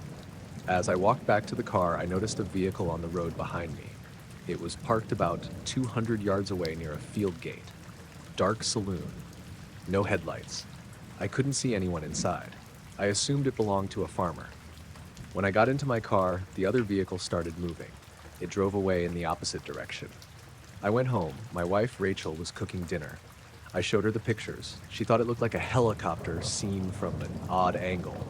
I said there'd been no sound. She said distance could do that. I agreed. That was more or less where we left it. Later that night, I put the photos on my computer. The timestamps ran from 1814 to 1819. That felt right. Then I noticed one file had a different time. 1826. I was certain I'd left the field before then. I checked my phone.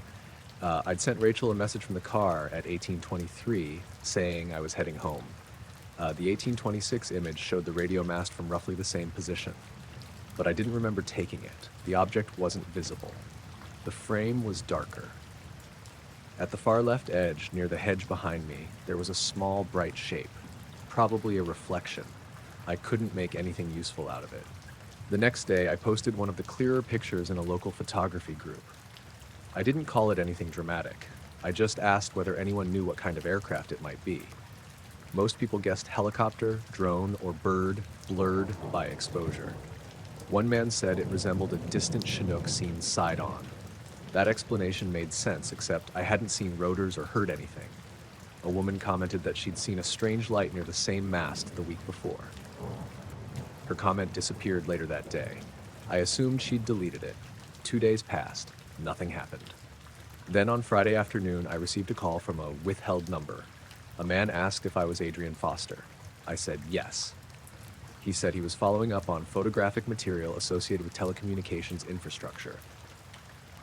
That sounded official enough to make me listen. He introduced himself as Graham Pollard.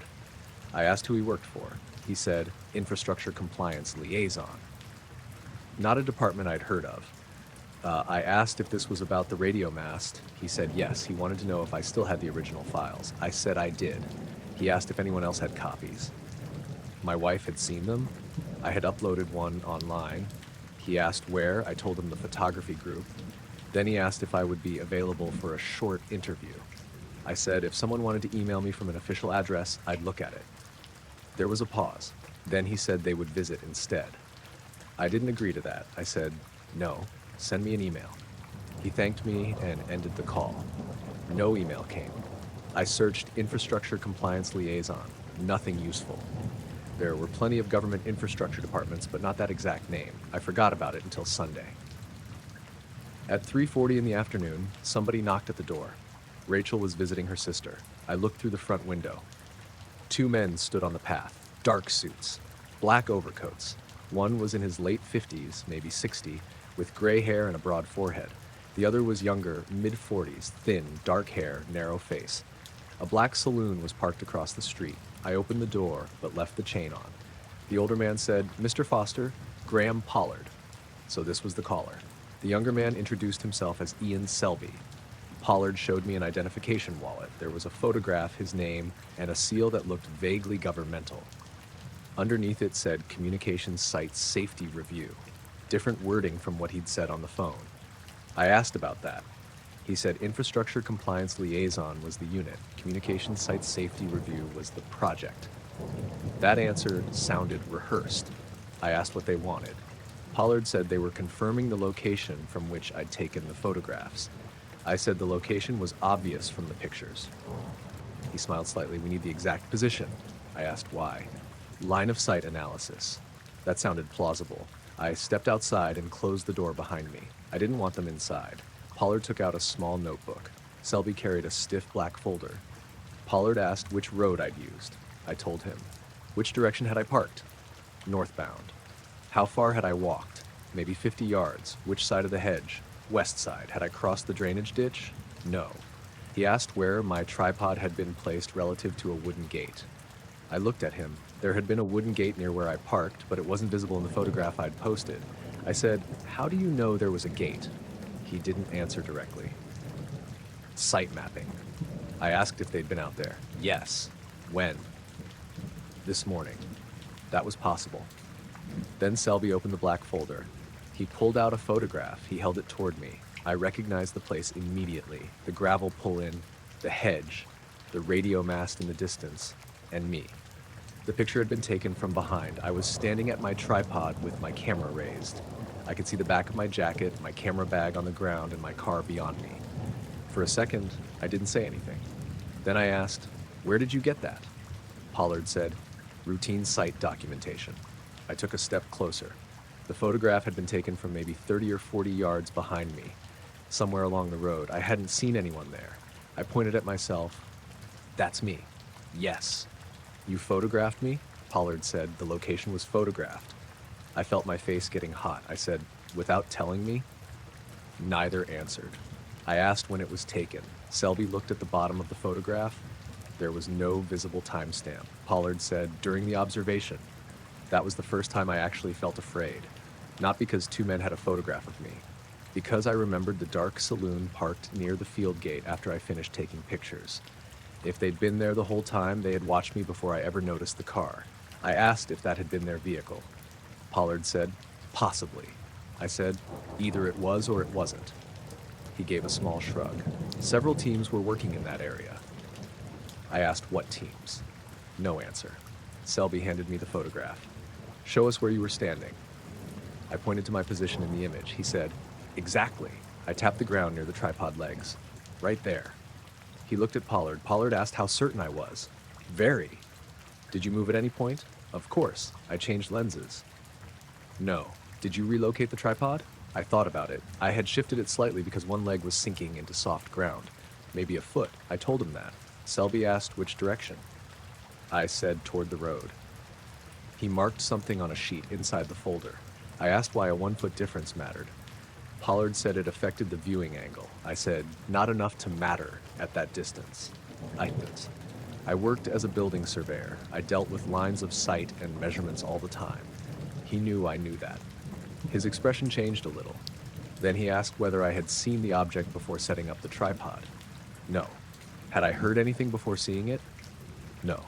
Had I noticed anyone else nearby? I said no. Vehicles? I told him about the dark saloon.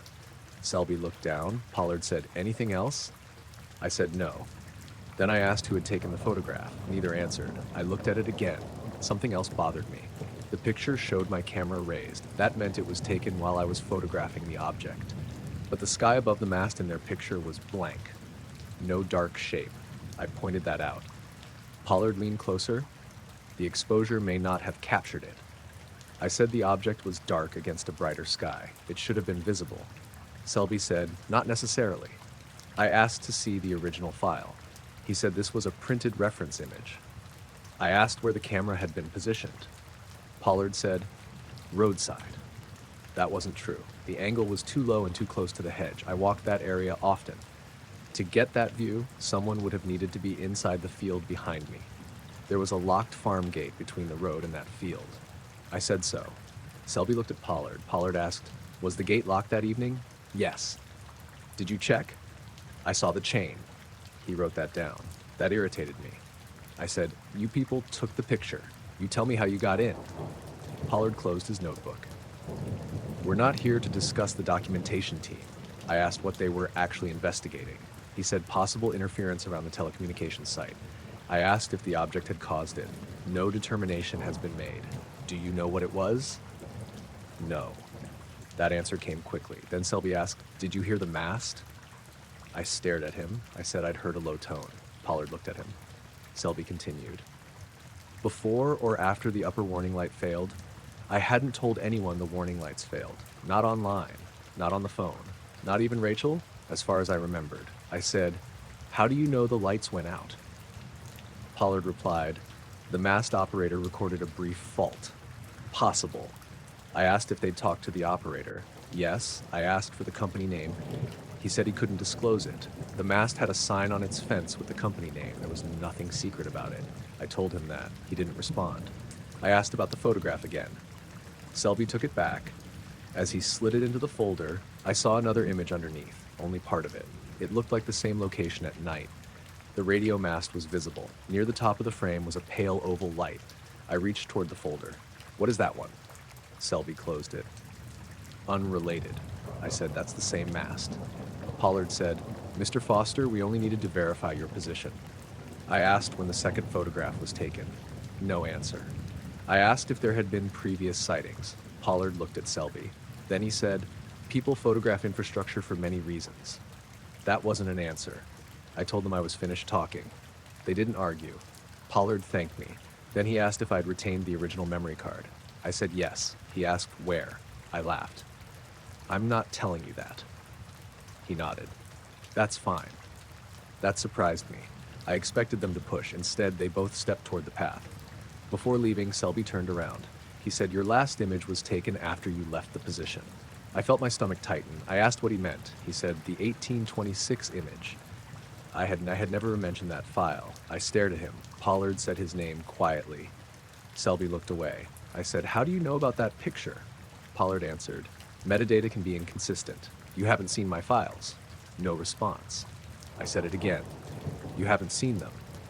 Pollard looked at me for several seconds. Then he said, keep the originals. That was it. They walked to the black saloon and drove away. I went inside and locked the door. The first thing I did was copy every photograph onto 2 separate drives. Then I called the company listed on the radio mast fence. I reached an engineer the next morning. I explained that 2 men claiming to be safety investigators had visited me. He had never heard of communications site safety review.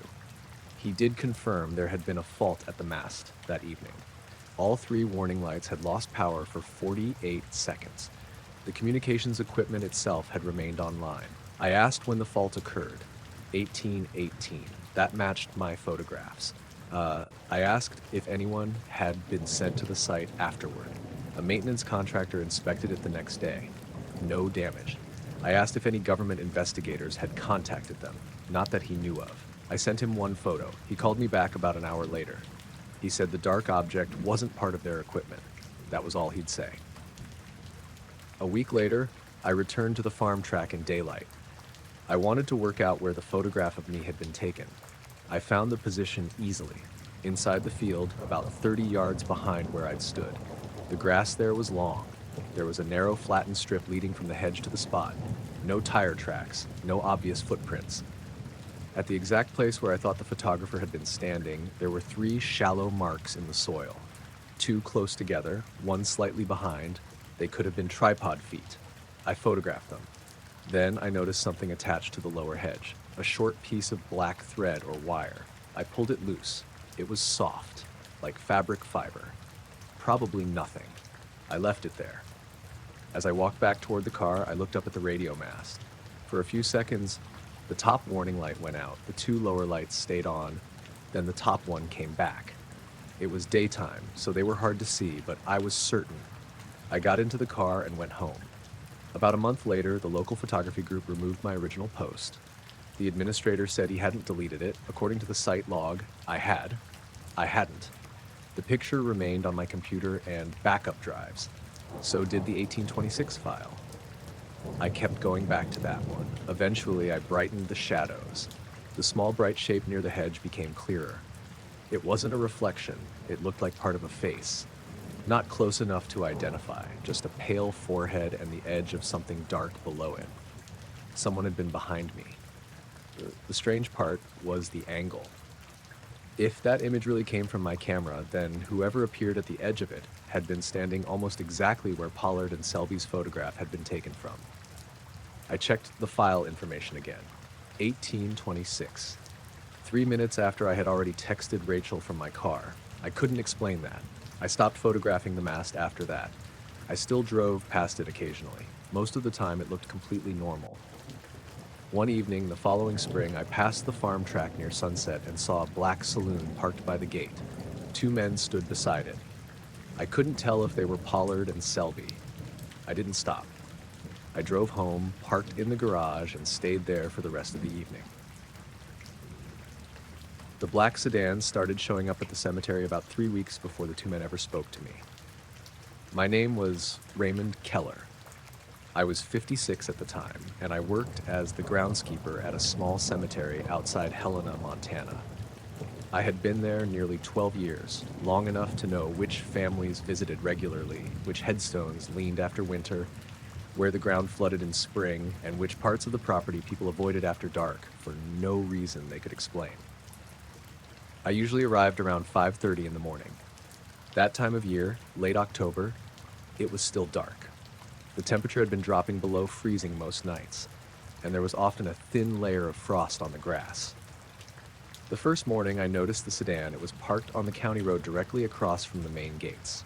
Black, large, older model, maybe a Lincoln or Cadillac. No headlights, engine running. I could see faint exhaust in the cold air. I assumed somebody was waiting for the gates to open. We officially opened at 7, although I usually unlocked the pedestrian gate earlier because people sometimes came before work. I drove in, unlocked the maintenance shed, and started checking equipment. Around 6, I looked back toward the road. The sedan was gone. Nobody had entered. I didn't think much about it. Then it happened again the next morning. Same car, same place.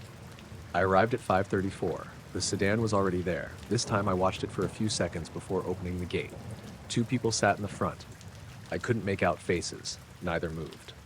I drove through, locked the vehicle gate behind me, and went to work. At 6:10, the car left. The 3rd morning, it wasn't there. The 4th, it was. After that, I started keeping track without really meaning to. Monday there, Tuesday there, Wednesday not there, Thursday there, Friday there. It never entered. Nobody got out.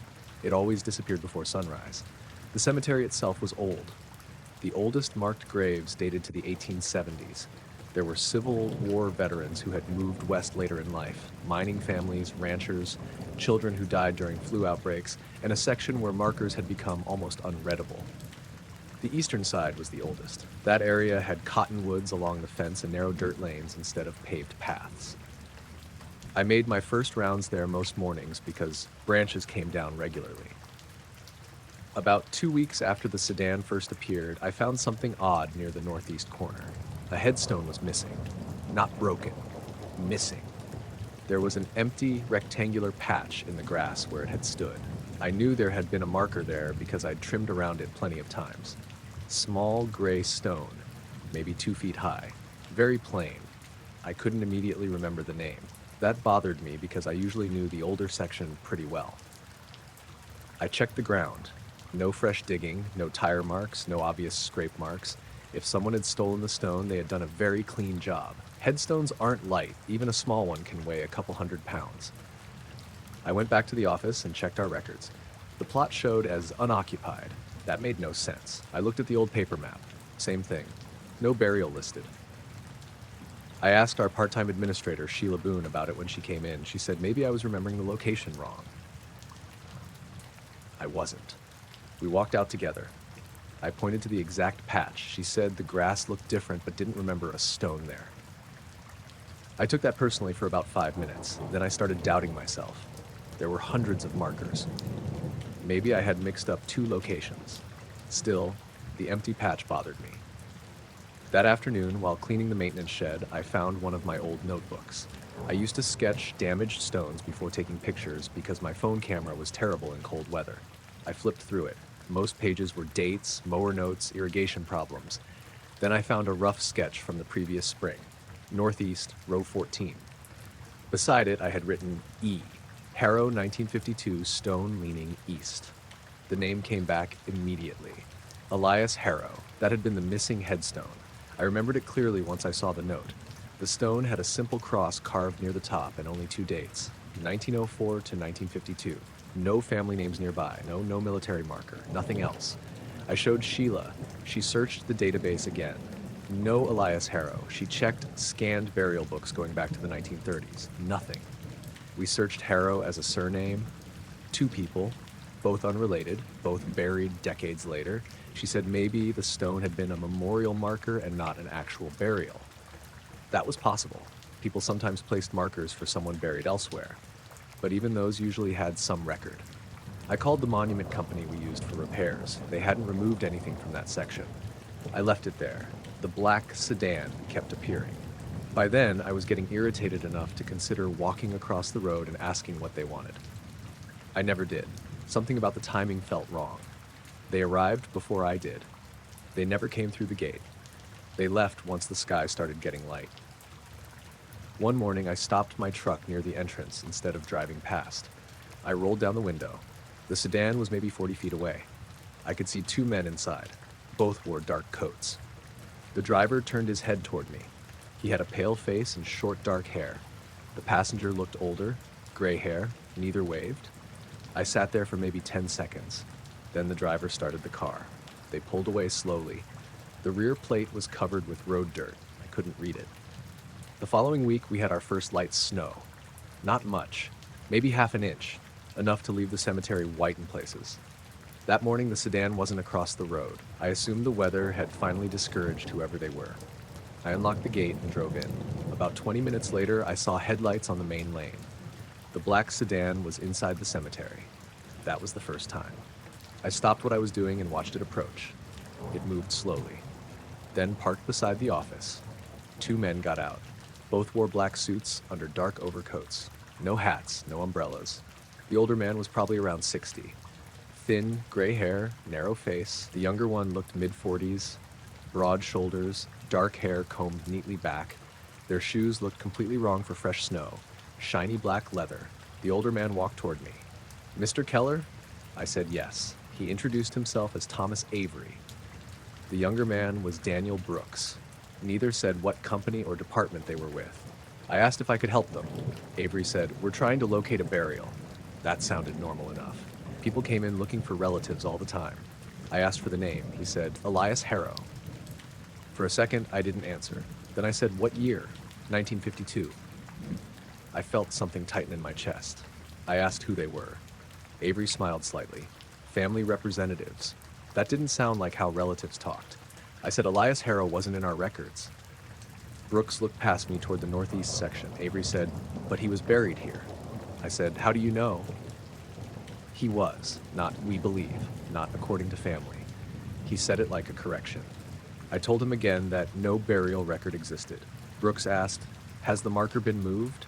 That made me stop. I hadn't told them there had been a marker. I said, "What marker?" He looked at Avery. Avery answered, "There should be a stone." I asked if they'd seen it before. Neither answered directly. Avery said, "Can you show us where it was?" I said, "If you already know there was a marker, you probably know where it was." That came out sharper than I intended. Avery didn't seem offended. He said, "We need you to identify the location." I asked why. Confirmation. Of what? No answer. I should have told them to come back during office hours. Instead, I walked them toward the old section.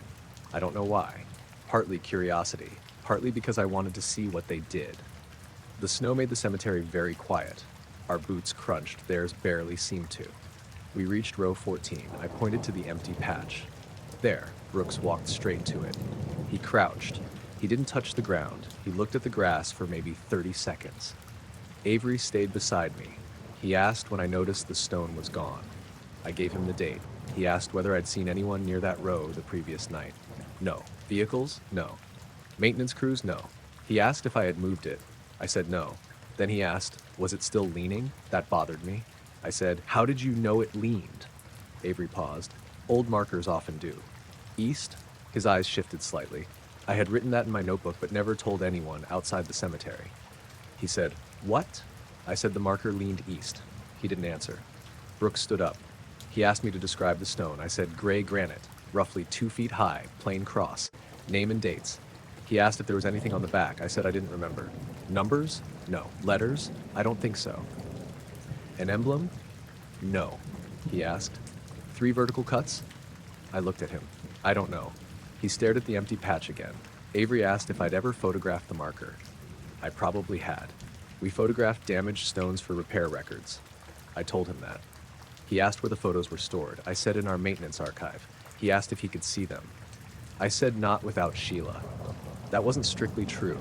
I had access. I just didn't want to show them. Brooks walked several yards away toward the fence. He stopped beside an old cottonwood. There was nothing there. He stared at the trunk, then at the ground. Avery asked if I'd noticed anything else unusual when the marker disappeared. I thought about the black sedan. I said no. He asked, no vehicles outside the entrance? That answered my question without answering it. I looked at him. You've been parking out there every morning. He didn't react. Brooks turned around. Avery said, we've visited several times. Why not come in? We weren't ready. That was a strange answer. I asked what they wanted with Elias Harrow. Avery said, to establish the correct location. For what? He looked toward the empty plot. Records. I told him there were no records. He said, there used to be. I asked when. He looked at Brooks. Brooks said, before the transfer. What transfer? No answer. Then Avery asked me whether the ground had been disturbed after the stone disappeared. I said no. Are you certain? Yes. Any sinking? No. Water? No. Discoloration? I thought about it. The grass in the empty rectangle had looked darker for a few days. I hadn't considered that unusual because the stone had shaded it, I told him. Brooks asked, how long? 3 or 4 days. He looked at Avery. Avery asked if the patch had ever frosted differently from the surrounding ground. That was such a specific question I actually laughed. I said I hadn't checked. Brooks said it would stay clear longer. I asked how he knew. He didn't answer. Avery reached into his coat and removed a small folded paper. It looked like a cemetery map, our cemetery map, not just a public layout, an internal maintenance version showing irrigation lines and row numbers. I recognized my own markings. I had drawn a broken sprinkler symbol near the western hedge the previous summer. The same symbol was on his copy. I said, where did you get that? He folded it again. Historical files. That isn't historical. I marked that sprinkler last year. For the first time, Avery looked uncomfortable, only for a second. Then he said, perhaps we received a current copy. From who? He put the paper away. Brooks returned to the empty plot. He looked at his watch, then asked, what time does sunlight reach this row? I thought he was joking. What? In the morning. Direct sunlight. I looked toward the hills, maybe 8:30 that time of year. He asked if the trees blocked it in summer. Some. Avery asked if the headstone had cast a shadow toward the fence at sunrise. I said every stone cast a shadow. Did Harrow's touch the fence? The fence was almost 30 feet away. No. He nodded like that mattered. I asked them again what this was about. Avery said, a correction. To what? The burial location. I told him there was no burial. He looked at me. There's a difference between no burial and no record. That sentence sat with me. I said if they believed someone was buried there, they needed to speak with cemetery administration during normal hours. Avery agreed immediately. I expected them to argue. They didn't. Brooks asked one final question. Did you ever see anyone visit the grave? I thought about it. In all my years there, I couldn't remember flowers on that stone. No flags. No wreaths. No visitors. I said no. Brooks nodded. Then he said, that's consistent. I asked, "With what?" Avery said, "Thank you for your time." They walked back toward the car. I followed because I didn't want them wandering around alone. Near the office, Avery stopped. He asked if I still had the notebook where I'd written the stone information. I said yes. That made me uneasy because I hadn't mentioned the notebook. He said, "Keep it somewhere dry." I asked how he knew about it. He opened the passenger door. "You keep good records, Mr. Keller." Then they left. I called Sheila as soon as the sedan disappeared. She came in early. I told her everything. We searched the office files again. Still no Elias Harrow. Then I checked the maintenance photo archive. There was a folder for row 14. Pictures from the previous spring. I opened them. The missing stone appeared in 4 photographs. E. Harrow, 1904 to 1952, exactly as I remembered. Sheila stood behind me. She didn't say anything for a while. Then she asked why the burial database showed an empty plot. I said I didn't know. We checked the older scanned maps. Nothing. Then she found something in a box of original index cards that hadn't been digitized. The cards were organized alphabetically. There was no Harrow card, but between Harris and Hart was a gap where one card had clearly been removed. The cards were old enough that dust outlined the missing space. We contacted the county archives. They had no record of an Elias Harrow dying locally in 1952. No obituary, no death certificate under that exact name. Nothing. That afternoon, I walked back to the plot. The snow had started melting. There were footprints from me, Avery, and Brooks. At least I thought there were. My boot prints were obvious. Deep tread. The men's were lighter. I followed them from the lane toward the grave. Both sets reached the empty patch. Only one set returned. I stood there staring at the snow. I checked from another angle. Maybe the prints overlapped. Maybe the melting snow had blurred them. That was probably it. Still, I walked all the way around the row. No second returning trail. I didn't tell Sheila that part. The sedan didn't come back the next morning. Or the next. After almost a month of seeing it regularly, it was suddenly gone. A week later, we received a plain envelope at the cemetery office, no return address. Inside was a photocopy of an old burial register page. The paper itself wasn't old. The document copied onto it was. Near the bottom was an entry written in faded handwriting. Harrow Elias, interred 6 November 1952, row 14, no service. There was one more notation in a different hand. Marker not to be replaced. Sheila called the county archive again. They asked for a copy. We sent one. They couldn't match the page to any register they held. The formatting wasn't quite the same as our known 1952 books. They thought it might have come from a temporary ledger used before entries were transferred. Nobody knew where such a ledger would be now. Winter came. The empty plot stayed empty. I kept mowing around it the following spring out of habit, even though there was no stone. One morning in May, I noticed a small gray object in the grass. It was a piece of granite about the size of my hand. One edge was smooth. The other looked freshly broken. I turned it over. Part of a carved letter was visible. An R. I took it to the maintenance shed and put it in a drawer. I didn't report it. I don't know why. Maybe I was tired of creating questions nobody could answer. 2 days later, the drawer was empty. The shed hadn't been broken into. Only I and Sheila had keys. She said she hadn't touched it. I stayed at the cemetery another 3 years. No new marker ever appeared in row 14. No burial was added to the database. I never saw Avery or Brooks again. The black sedan appeared once more near the end of my last winter there. It was parked across from the gates before sunrise. I was already inside. I watched from the office window. Nobody got out. After maybe 5 minutes, the sedan pulled away. When the sun came up, I walked to row 14. The empty plot was covered with frost. Every grave around it was white. The rectangle where Elias Harrow's stone had stood was dark, bare grass. I didn't touch it. I finished my morning rounds, locked the maintenance shed, and went home at the end of my shift. The man came into my clinic at 8:35 on a Monday night, about 5 minutes before I was planning to lock the doors. My name was Dr. Nathan Evers. I was 48 at the time, and I ran a small family practice outside Ellensburg, Washington. The town itself wasn't exactly remote, but my clinic sat east of it near a highway junction where farmland opened into dry hills. I saw plenty of ranchers, truck drivers, farm workers, and people passing through who didn't want to drive all the way into Yakima for something minor.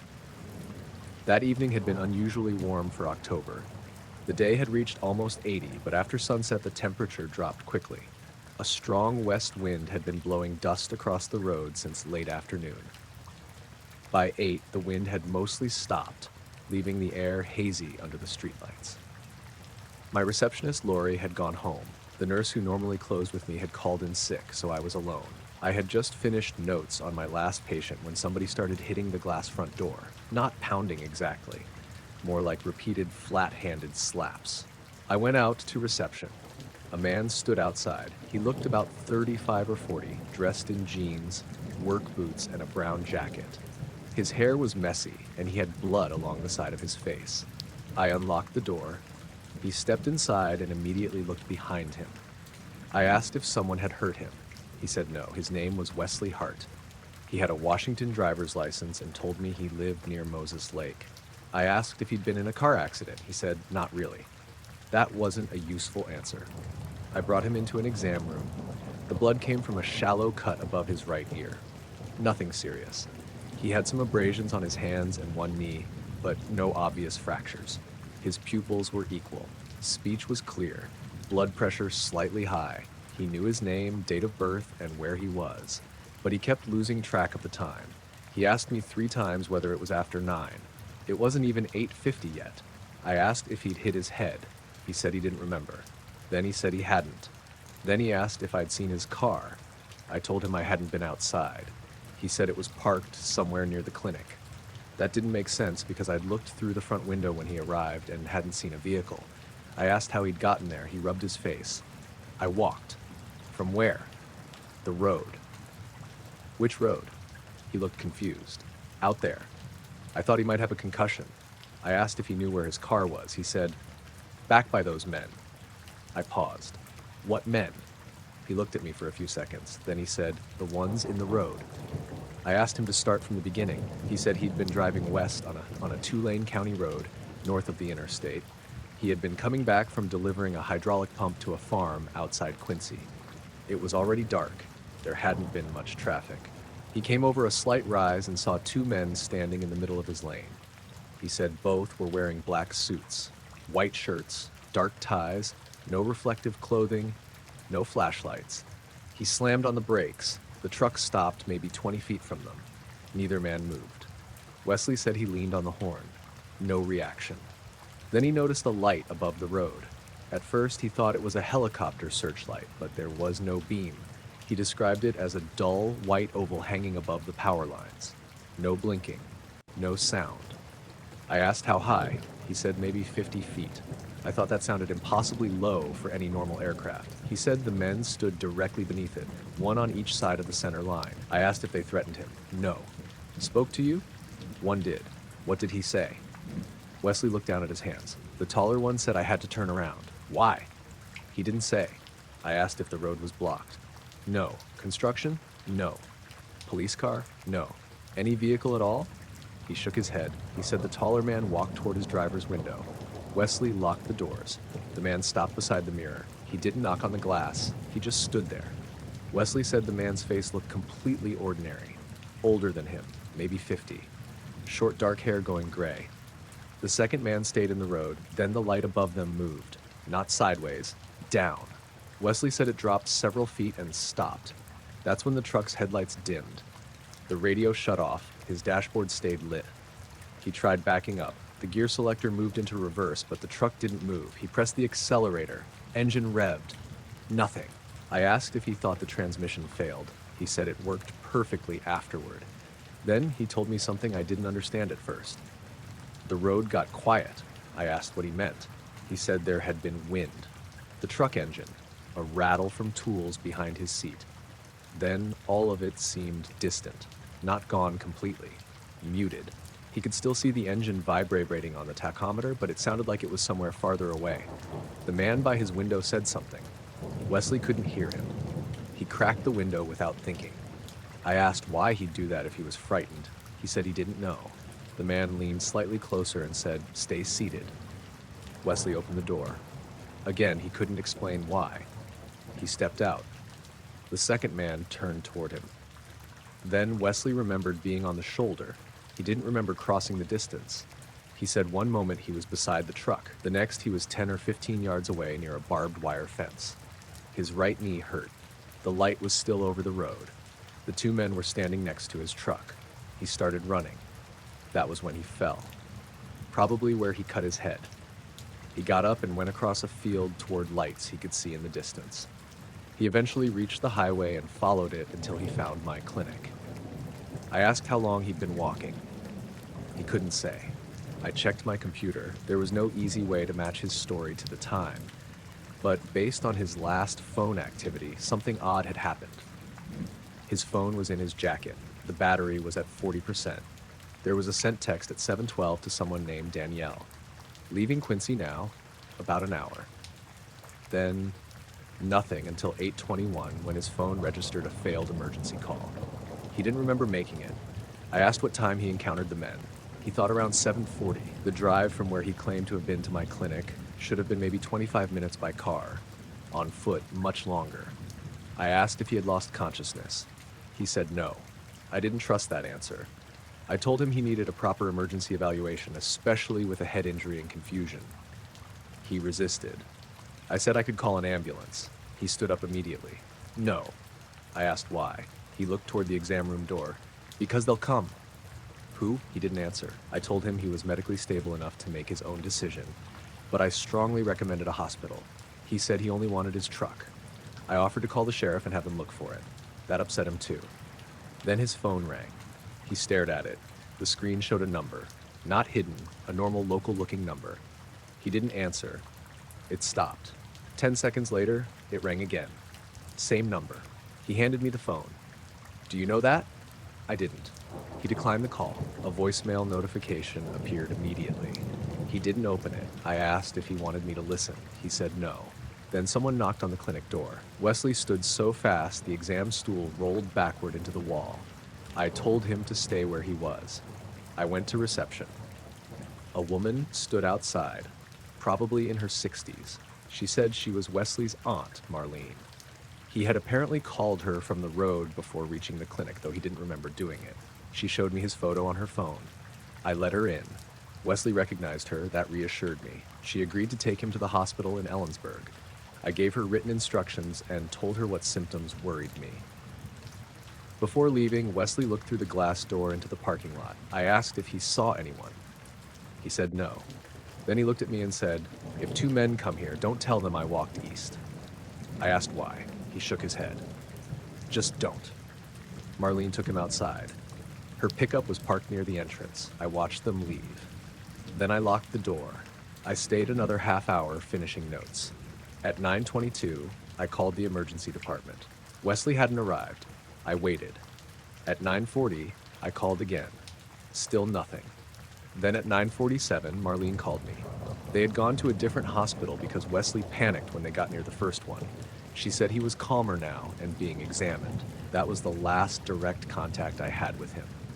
The next morning, I called the hospital with his permission status unclear, so they couldn't tell me much. Marlene later left me a message saying scans were normal. He had a mild concussion, no serious injury. She thanked me. Nothing else happened that day. The following evening, I was closing the clinic with Lori when a black sedan pulled into the parking lot. It was just after 6. Two men got out. Both wore dark suits. I noticed because Wesley's story was still fresh in my mind. The older man was tall, maybe mid-50s, with close-cut brown-gray hair. The younger one was shorter and broader, with dark hair combed back. They came inside before Lori locked the door. The taller man asked if I was Dr. Evers. I said yes. He introduced himself as Benjamin Ralston. The other was Curtis Dane. Ralston showed identification. The card said Transportation Safety Coordination Office. There was a federal-looking seal, but I didn't recognize it. I asked if they were with the State Patrol. No. Federal? We work with several agencies. That answer immediately bothered me. Ralston said they were following up on a motorist who had received medical treatment after a roadway incident. I told him patient information was confidential. He said they understood. Then he asked whether Wesley Hart had been at the clinic Monday night. I repeated that I couldn't discuss patients. Dane said, "We're not asking for medical records." I said they were still asking about a patient. Ralston remained polite. He asked if we could speak privately. Lori looked at me. I told her to stay. That seemed to annoy Dane slightly. Ralston asked what Wesley had remembered about the road. I said I wasn't discussing it. Then he asked, did he mention two individuals? I felt something tighten in my chest. I said, if you're investigating an incident, you should already know what happened. Ralston said witness accounts often changed after medical treatment. I asked if they had spoken with Wesley. Neither answered. I asked what agency had sent them. Ralston showed the card again. I read the name carefully. Transportation Safety Coordination Office. No address. No phone number. I asked for a business card. He didn't have one. Dane asked, was Mr. Hart oriented to direction when he arrived? I said that was a medical question. He rephrased. Did he know which way he had traveled from the vehicle? I didn't answer. He said, east or west. That caught my attention. Wesley had specifically asked me not to tell anyone he'd walked east. I had not written that in my chart. In fact, he never told me he had walked east until he was leaving. I asked Dane why direction mattered. He said, recovery area. I said, recovery of what? He looked at Ralston. Ralston said, the vehicle. I asked if they'd found Wesley's truck. Yes. Where? On the county road. I asked if it was damaged. No significant damage. Was it in the road? On the shoulder. That wasn't how Wesley described leaving it. He said it had stopped in his lane. I pointed that out without thinking. Ralston's expression changed slightly. So he remembered the vehicle position. I realized I'd just given them information. I stopped. Lori said we were closing. Neither man acknowledged her. Dane asked, did he remember exiting through the driver's side? I said the interview was over. Ralston nodded as if I'd answered. Then he asked whether Wesley described the light. I said nothing. Color? Nothite? Nothing. Movement? I told him to leave. He didn't. Not immediately. He said, Doctor, we're trying to determine whether he retained a reliable sequence. I said that sounded like a neurological question, not transportation safety. He looked directly at me. Exactly. That answer made the room feel smaller. I asked if Wesley was all right. Ralston said, as far as we know. Have you spoken to him? No answer. Then Dane asked the strangest question of the whole visit. Did he remember the man at the passenger door? I stared at him. Wesley had described one man approaching the driver's side. The second had remained in the road, at least according to his account. I said he didn't mention anyone at the passenger door. Dane went still. Ralston turned toward him. It was brief, but I saw it. Dane had said something he hadn't meant to say. Ralston asked, are you certain? I said yes. What exactly did he say about the second individual? I told him I wasn't answering anything else. Ralston stared at me for maybe 3 seconds. Then he smiled again. Understood. He asked if Wesley left anything behind. No. Clothing? No. Personal items? No. I thought about the voicemail notification on Wesley's phone. I didn't mention it. Dane asked whether Wesley had vomited. No.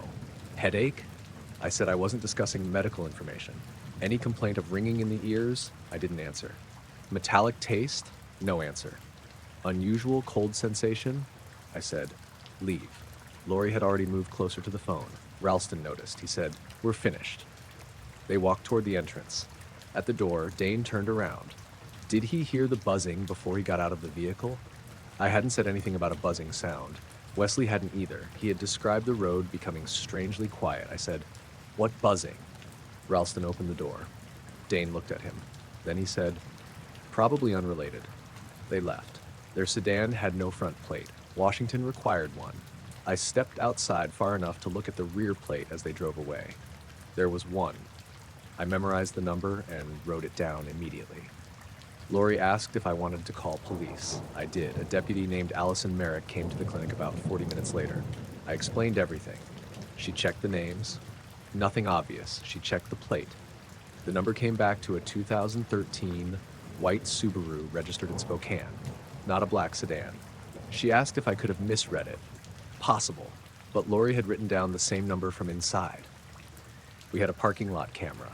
The sedan was visible, but glare made the plate unreadable on video. The two men were clear enough. Allison took a screenshot. She also checked Wesley's incident. His truck had been found Tuesday morning, not by a federal agency. A rancher found it. It was parked partly on the shoulder of a county road about 19 miles northeast of my clinic. Driver's door unlocked. Keys in the ignition. No obvious damage. I asked where exactly. She showed me on her phone. I knew the road. What bothered me was the direction. The truck was west of where Wesley claimed the encounter happened. If he walked east, he should have ended up farther from the clinic, not closer. Allison said people with concussions got confused about directions all the time. That was true. Then she showed me the initial recovery note. The truck's driver's seat had been pushed all the way back. Wesley was about 5'8". So that seemed strange, but proved nothing. There were 2 sets of shoe prints in the dirt near the passenger side. The rancher assumed they belonged to whoever stopped to check the truck before him. The report didn't treat them as significant. I didn't sleep well that night. The next morning, I called Marlene. Her number went straight to voicemail. I left a message asking how Wesley was doing. She called back that afternoon. She said he was home, still tired, but better. I asked if I could speak with him. She said he didn't want to talk about what happened. I didn't push. I told her 2 men had come to my clinic. There was a long silence. Then she asked what they looked like. I described them. She said Wesley had already described the men on the road to her. One tall, one shorter, dark suits. She asked if one had a small scar near his right eyebrow I hadn't noticed. Lori had. The younger man, Dane, had one. Marlene became quiet. I asked if the men had contacted Wesley. She said no, at least not directly. But a black car had been parked near her house that morning. Nobody got out. It left after 20 minutes. A week passed, then 2. Nothing else happened. Wesley never came back to my clinic.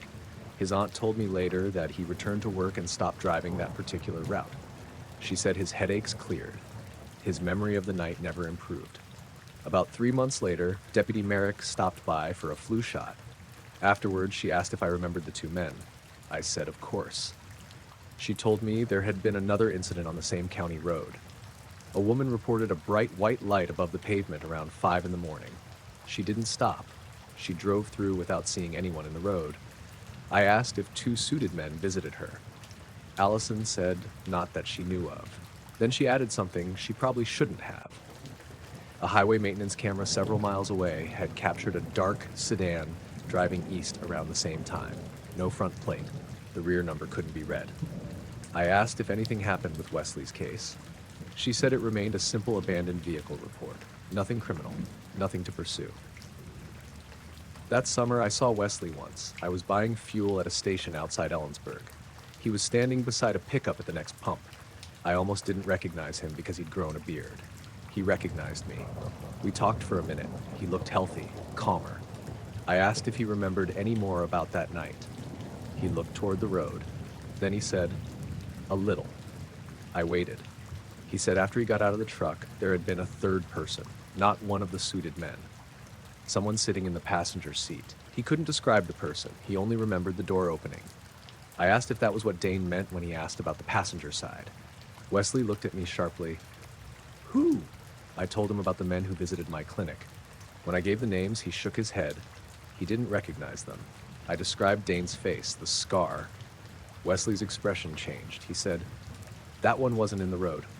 I asked what he meant. He looked down at the fuel nozzle. The tall one was. The other man looked different. I asked if he was sure. He said no. Then he stopped the pump, replaced the nozzle, and closed the fuel door. Before getting into his truck, he told me something else. He said the voicemail on his phone that night had contained only 7 seconds of sound. No voice. Just road noise and a low hum. The message had been received at 8:03. He was already on foot by then. His phone records showed the call had come from his own number. I asked if he still had it. He said he deleted it months earlier. We said goodbye. He drove away. I finished fueling and headed home. About 5 miles outside town, I passed a black sedan parked on a gravel turnout. 2 men were inside. I couldn't tell if they were the same ones. I didn't slow down. I kept driving until I reached my house, pulled into the garage, closed the door, and went inside. I noticed the light because it was too low to be a star and too steady to be a plane. My name was Marlene Bishop. I was 44 at the time, and I lived outside Ames, Iowa, in a rented farmhouse that backed onto several hundred acres of corn and soybean fields. The nearest house was about half a mile away. I worked as an occupational therapist in town, and I usually got home before dark, but that evening, I had stayed late finishing paperwork. This happened in early September. The day had been hot, close to 90, but a cold front was moving in. By 9 that night, the temperature had dropped fast, and there was a light wind coming across the fields. The sky was mostly clear except for a thin bank of cloud far to the west. I had the kitchen window open while I washed dishes. That was when I saw the light. It was above the farmland north of the house, maybe a mile away. White. Not bright enough to light the ground, but brighter than anything else in that part of the sky. At first, I thought it was a tractor light on a distant rise. Then I realized it was above the horizon. I dried my hands and went onto the back porch. The light stayed in the same place. No blinking, no red or green lights, no visible movement. There was a small private airstrip several miles east, and crop-dusting planes flew around the area during the day, but I had never seen one hover. I watched for maybe a minute. Then I remembered I had binoculars in the hall closet. They belonged to my father. He used them for bird watching. They were old but good, a pair of Nikon 12x50 Action Extremes. I knew the model because he'd made a big deal about buying them years earlier. I brought them outside and leaned against the porch railing. The light was much stranger through the binoculars. It wasn't a point. It looked like a pale oval with a darker center. I couldn't tell if the center was actually dark or if my eyes were having trouble focusing. The edges were soft, no obvious structure, no flashing. It stayed completely still. I lowered the binoculars. To the naked eye, just a bright white light. I looked again. The oval seemed tilted slightly. Then I noticed something lower down. A second light, much dimmer. It was near the tree line at the edge of a field. I adjusted the focus. The lower light moved slowly sideways. The upper one didn't. I remembered checking the telephone pole near the barn for reference. The top light stayed lined up with the same section of power line. It wasn't drifting. The lower light moved right to left, stopped, then moved back the other way. No sudden movements, just slow. That went on for maybe 3 minutes. Then the lower light disappeared. The upper one remained. I was starting to feel uneasy by then. Not scared exactly. More like I was watching something I didn't understand and didn't have enough information to place. I tried filming through the binoculars with my phone. That didn't work. The image bounced everywhere. I put the phone down and kept watching. At one point, the upper light seemed to dim, not go out, just become weaker for 2 or 3 seconds. When it brightened again, I thought I could see something extending below it.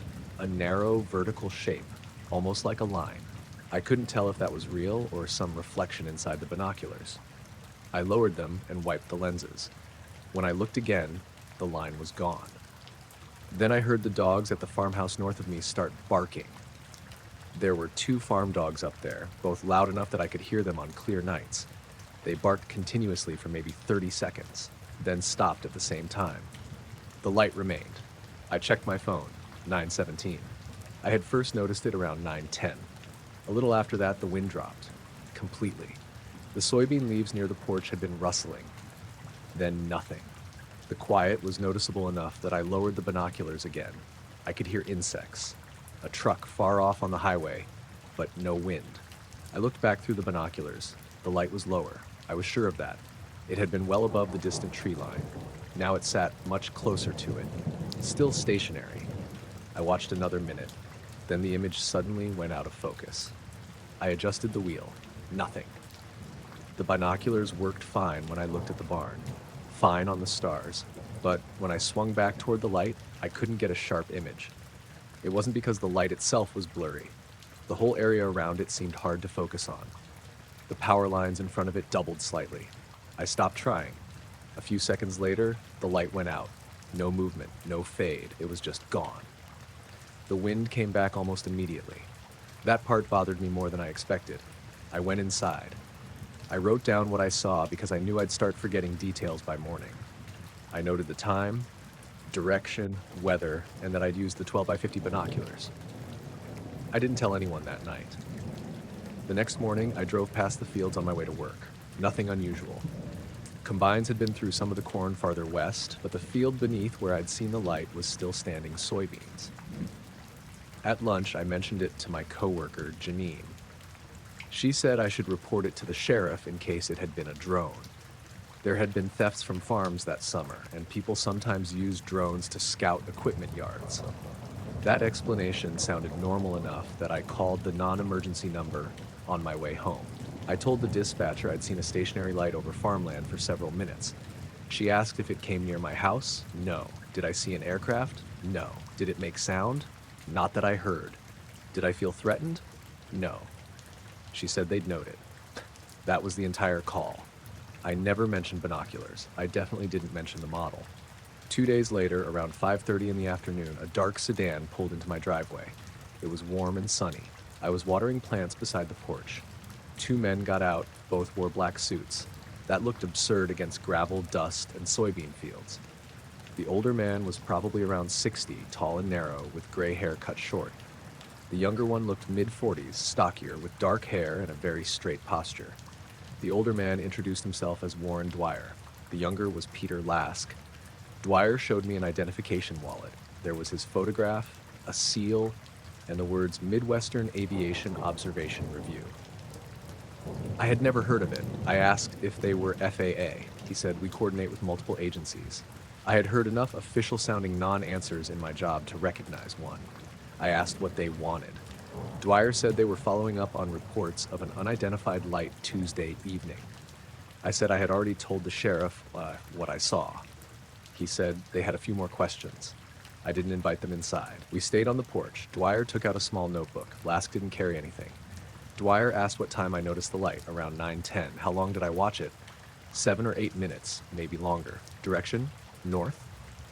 Height? Impossible to judge. Movement? It seemed to lower slightly. He wrote all of that down. Then Lask asked, "Did you use optical aid?" I looked at him. "What?" "Binoculars, telescope, camera lens." I said, "Binoculars." Dwyer stopped writing. Lask asked, "What magnification?" That question caught me off guard. I said, 12 power. Objective? I knew what he meant. 50 millimeters. The 2 men looked at each other. Dwyer asked, "Brand?" I hesitated. "Nikon." "Model?" I said, "Action Extreme, 12 by 50. Lask's face changed. Not dramatically, he just became very still. Dwyer looked down at his notebook but didn't write. For maybe 5 seconds, neither said anything. I asked, "Why does that matter?" Dwyer said, "Optical characteristics affect witness perception." I said, "Then write it down." He did. Lask asked how old the binoculars were. I said I didn't know exactly. Maybe 15 years. Purchased new? They were my father's. Any modifications? I laughed. They're binoculars. No filters? No. Lens caps removed before observation? I stared at him. Yes, obviously. He didn't react to the sarcasm. Then he asked if the center focus wheel had been near the midpoint or turned toward close focus. I said I had no idea. I asked again why the exact model mattered. Dwyer said some binocular designs produced internal reflections around bright sources. That was true in general. I told him I'd considered that. Then I said the darker center wasn't a reflection because it stayed with the light when I moved the binoculars. That got another look between them. Lask asked, "Darker center?" I realized I hadn't told the sheriff that. I said yes. He asked me to describe it. I told him the light looked oval through the binoculars with something darker near the middle. Black? No, just darker. Fixed position? Mostly. Rotating? I don't know. He asked how much of the object filled the field of view. Very little. He wanted an estimate. I said maybe the size of a pea held at arm's length when magnified. He nodded. Then Dwyer asked if I'd seen a second light. I said yes. That wasn't in my report either. He didn't seem surprised. I asked how he knew. He said there were multiple witness statements. I asked from who. He said he couldn't discuss other witnesses. Lask asked if the second light had crossed beneath the first from west to east. I said no. It moved sideways both ways. He looked at Dwyer. Dwyer asked, "It reversed?" "Yes." "Without turning?" I said I couldn't tell. He wrote that down. Then Lask asked if the binoculars had ever lost focus. I felt a cold feeling in my stomach. I hadn't told anyone about that. I said, "Why are you asking?" He replied, "You mentioned distortion." No, I didn't. Neither man spoke. I said I never told the sheriff the binoculars went out of focus. Dwyer gave a small smile. Similar optical effects were reported. By who? No answer. I said, "You didn't ask if they went out of focus. You asked if they had." Lask looked away toward the field. Dwyer said, "Did they?" I didn't answer immediately. Then I said yes. He asked whether the focus problem affected other objects. I told him no. The barn and stars looked normal. Only the area around the light was difficult to focus. Dwyer wrote for several seconds. Lask walked to the edge of the porch and looked north. He asked me where I had been standing. I pointed beside the railing. Exactly there? More or less. He asked me to stand where I'd been. I did. Then he moved behind me. Not close. A few feet back. He looked over my shoulder toward the fields. That made me uncomfortable. I stepped aside. He asked if I'd braced the binoculars on the railing. No. Against a post? No. Had I worn glasses? No. Contacts? No. I said, "Are you seriously doing an eyesight test now?" He ignored that. Dwyer asked if I'd written anything down afterward. I hadn't mentioned my notes. I said yes. He asked when. Immediately after. By hand? Yes. Where are those notes? I said inside. He asked if he could see them. I said no. He accepted that too easily. Then he asked whether I'd drawn the object. I had. Just a rough oval with a darker spot. I didn't tell him. I said I only wrote notes. For the first time, Lask looked directly at me and said, "You should keep the drawing with the original page." That stopped me. I said, "What drawing?" He didn't answer. Dwyer turned slightly toward him. I felt genuinely afraid then. Not panic. Just a hard realization that these men knew more about what I'd done in my own kitchen than anyone should have. I told them the interview was over. Dwyer closed his notebook. "That's fine." I asked who had sent them. "Regional coordination." "That's not an agency." He showed the identification again. I asked for a business card. He didn't have one. I asked for an office number. He gave me a number with a Des Moines area code. I typed it into my phone. Lask was still looking north. Then he asked one more question. "Did you see the lower edge clearly?" I said, "Of what?" "The main light." I thought about it. Through the binoculars, the bottom edge had seemed flatter than the top. I said maybe. He asked if I could distinguish a straight lower edge. I didn't want to answer. I said I wasn't sure. He nodded like that was better. Then Dwyer asked to see the binoculars. I said no. He said they didn't want to take them, just verify the model. I told him I'd already given it. Lask said quietly, 12 by 50 should not have resolved that. I looked at him. Dwyer said his name. He stopped. I asked, "Resolved what?" Neither answered. I repeated it. "What shouldn't I have been able to see?" Dwyer stepped off the porch. "Thank you for your time, Miss Bishop." I followed them toward the driveway. I asked if there had been other sightings. No answer. I asked if there had been another person with the same binoculars. Still nothing. They reached the sedan. Lask opened the passenger door. Before getting in, he looked back at me. "Don't use those on it again." Dwyer turned sharply toward him. I said, "On what?" Lask got into the car. Dwyer said nothing. They drove away. I wrote down the plate number. Then I went inside and called the sheriff's office. The deputy I spoke with had no record of any outside agency requesting my report. I gave him the organization name. He couldn't verify it. I called the number Dwyer gave me. It rang 4 times. A man answered with only "office." I asked for Warren Dwyer. He said, "No one here by that name." Then the line disconnected. I called again. The number was no longer in service. That evening, I took the binoculars out of the closet. I checked the model carefully. Nikon Action Extreme 12 by 50 5.5 degrees. Nothing special. I searched online for recalls or known optical problems. Nothing useful. I looked through them at the moon. Perfectly normal. Stars. Normal. The radio tower several miles away. Normal. I started thinking I'd let 2 strange men make ordinary binoculars seem important. Then I noticed a tiny scratch on the right objective lens. Not on the glass itself, on the metal rim. 3 short marks close together. I had no idea if they'd always been there. My father had used those binoculars for years. Could have been anything. I put them away. About a week later, my neighbor, Curtis Hahn, stopped while I was getting the mail. His farm bordered the fields where I'd seen the light. He asked if I'd noticed anything strange the previous Tuesday. I said yes. He told me his irrigation controller reset itself around 9:15. All stored settings disappeared. He went outside to check the pump and saw a white light above the northern field. He didn't have binoculars. He watched maybe a minute. Then it went out. I asked if anyone had visited him afterward. He looked surprised. 2 men had. Dark suits. They asked where he was standing and whether he'd used any optical equipment. He told them no, they stayed less than 5 minutes. I asked what names they gave. He didn't remember. 1 older, 1 younger. Black sedan. I asked if they seemed interested in anything else. He said no. Once he told them he hadn't used binoculars or a camera, they basically ended the conversation. That matched what happened with me too well. I didn't tell Curtis about Lask's reaction to the Nikon model. A few days later, I searched my father's old things. He had kept receipts for almost everything.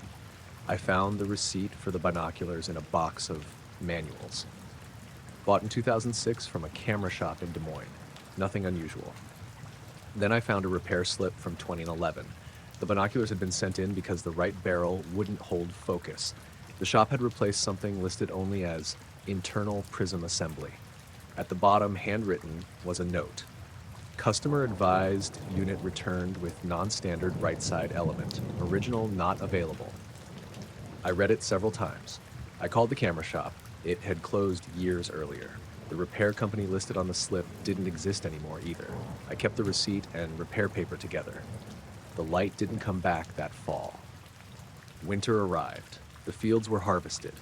I saw the black sedan once more in December. It was parked on a gravel road north of my house around sunset. 2 people sat inside. I couldn't tell who they were. The car left before I reached the junction. The following spring, I finally used the binoculars again.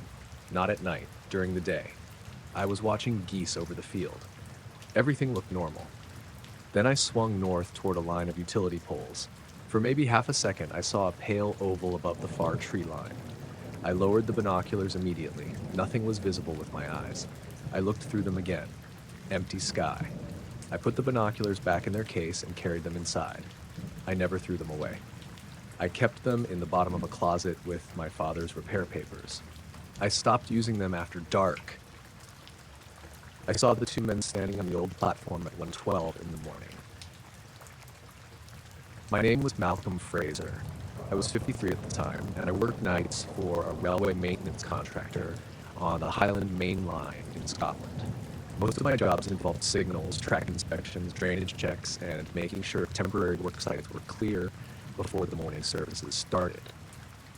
This happened in early February. It had snowed lightly during the afternoon, but by midnight the snow had turned to sleet. The temperature sat just above freezing, and there was a wet mist hanging between the hills. Visibility wasn't terrible, but everything beyond the railway lights looked washed out and gray. I was working alone near Killiecrankie. The old station there had been closed to passengers decades earlier. The parts of the platform still remained beside the active line. You could make out old edges, sections of stonework, and bits of fencing if you knew where to look. There was no public access, and absolutely no reason for anyone to be standing there after midnight. My job that night was to inspect a drainage issue near a signal cabinet south of the old platform.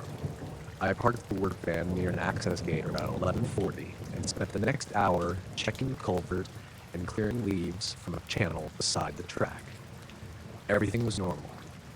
There were no engineering trains scheduled in my section, and passenger traffic was light.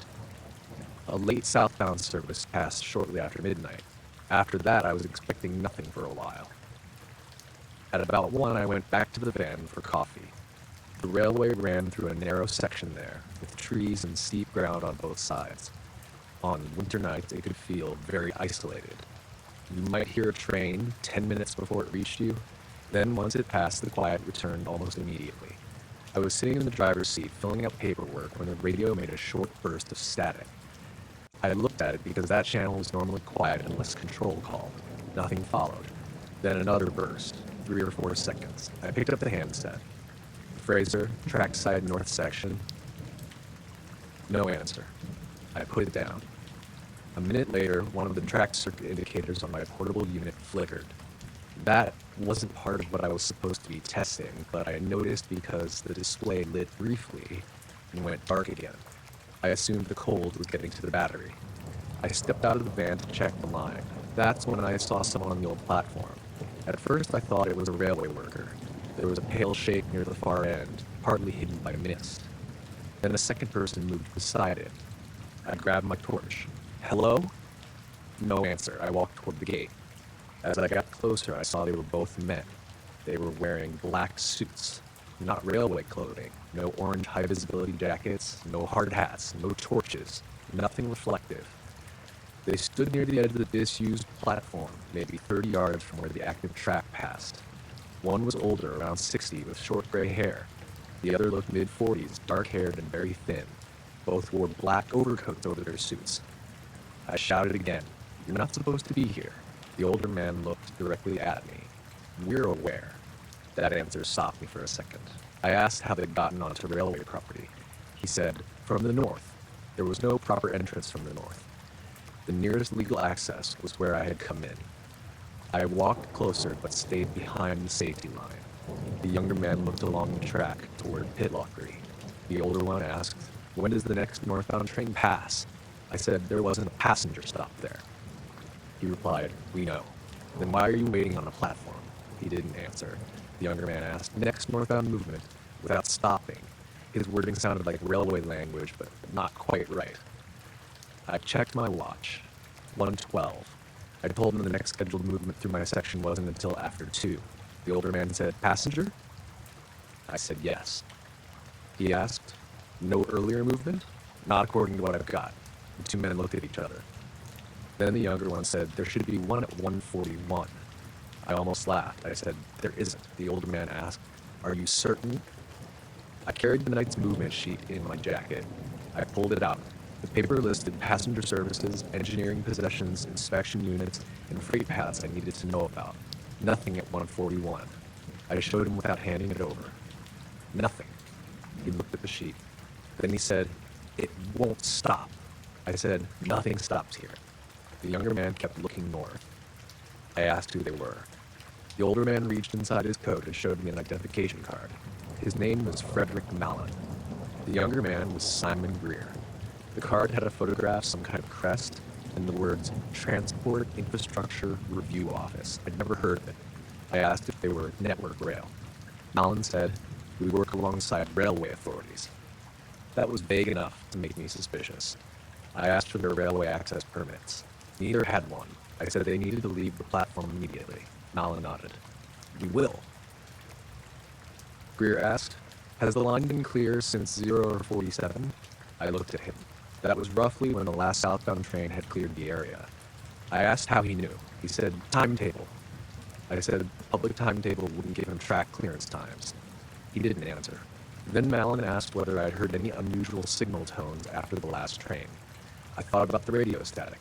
I said no. Greer looked at me. "Nothing through your handset?" I felt something tighten in my stomach. I hadn't told him about the radio. I said, "Why?" He looked at Mallon. Mallon said electrical interference had been reported in the area. I asked by who. No answer. I told him again they couldn't remain there. They didn't argue. That was what bothered me later.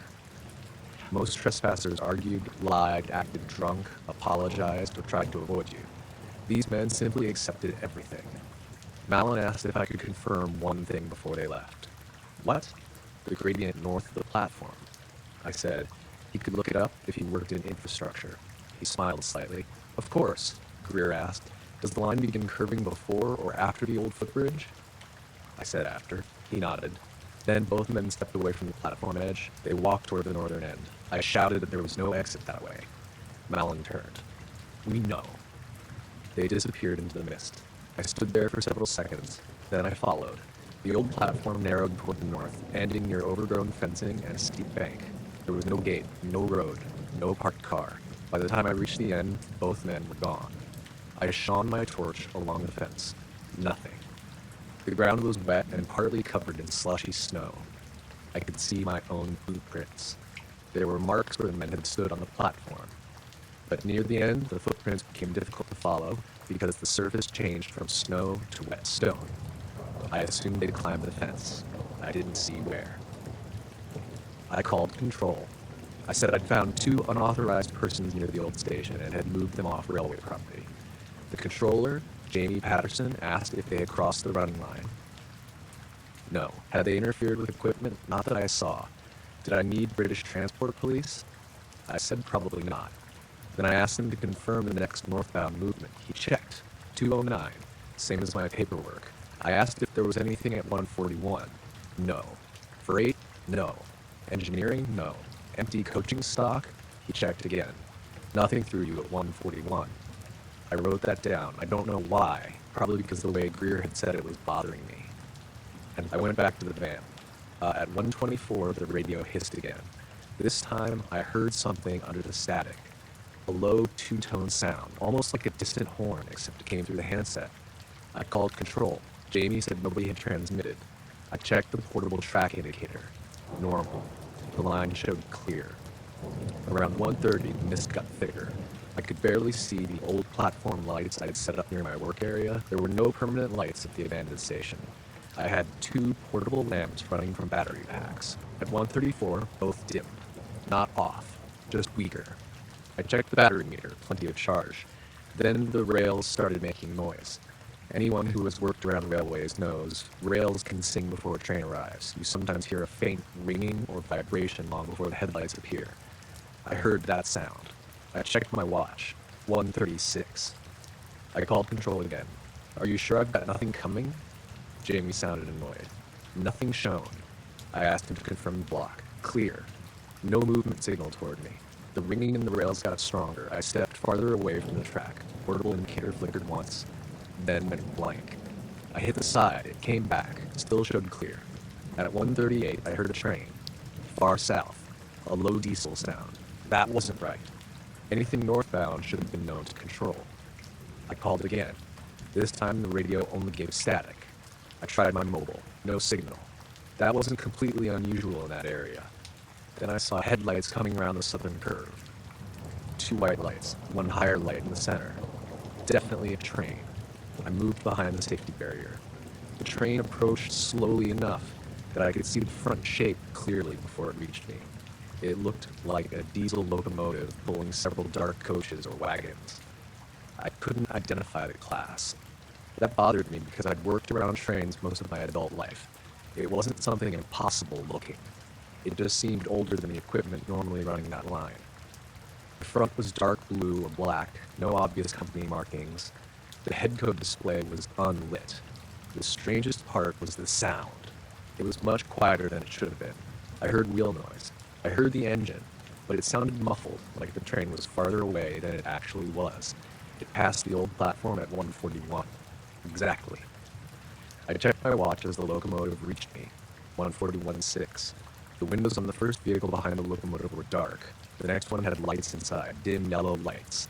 I saw empty seats. Then another dark vehicle. There were maybe 5 or 6 cars total. I couldn't count properly because the mist kept swallowing sections of the train. It wasn't moving fast, maybe 40 miles an hour. As it passed the platform, I saw something that made me step backward. The 2 men were standing there, again. Malon and Greer. Same place, near the edge. I hadn't seen them return. They weren't waving. They weren't trying to board. They just stood side by side watching the train pass. Greer turned his head toward me. For a moment, we looked directly at each other across the track. Then the last carriage passed between us. It had 1 red taillight, only 1. When the track cleared, the platform was empty. Both men were gone. I ran toward the old station. I know that sounds stupid after I'd been careful earlier, but at that point I wanted an explanation more than I wanted distance. Nobody was there.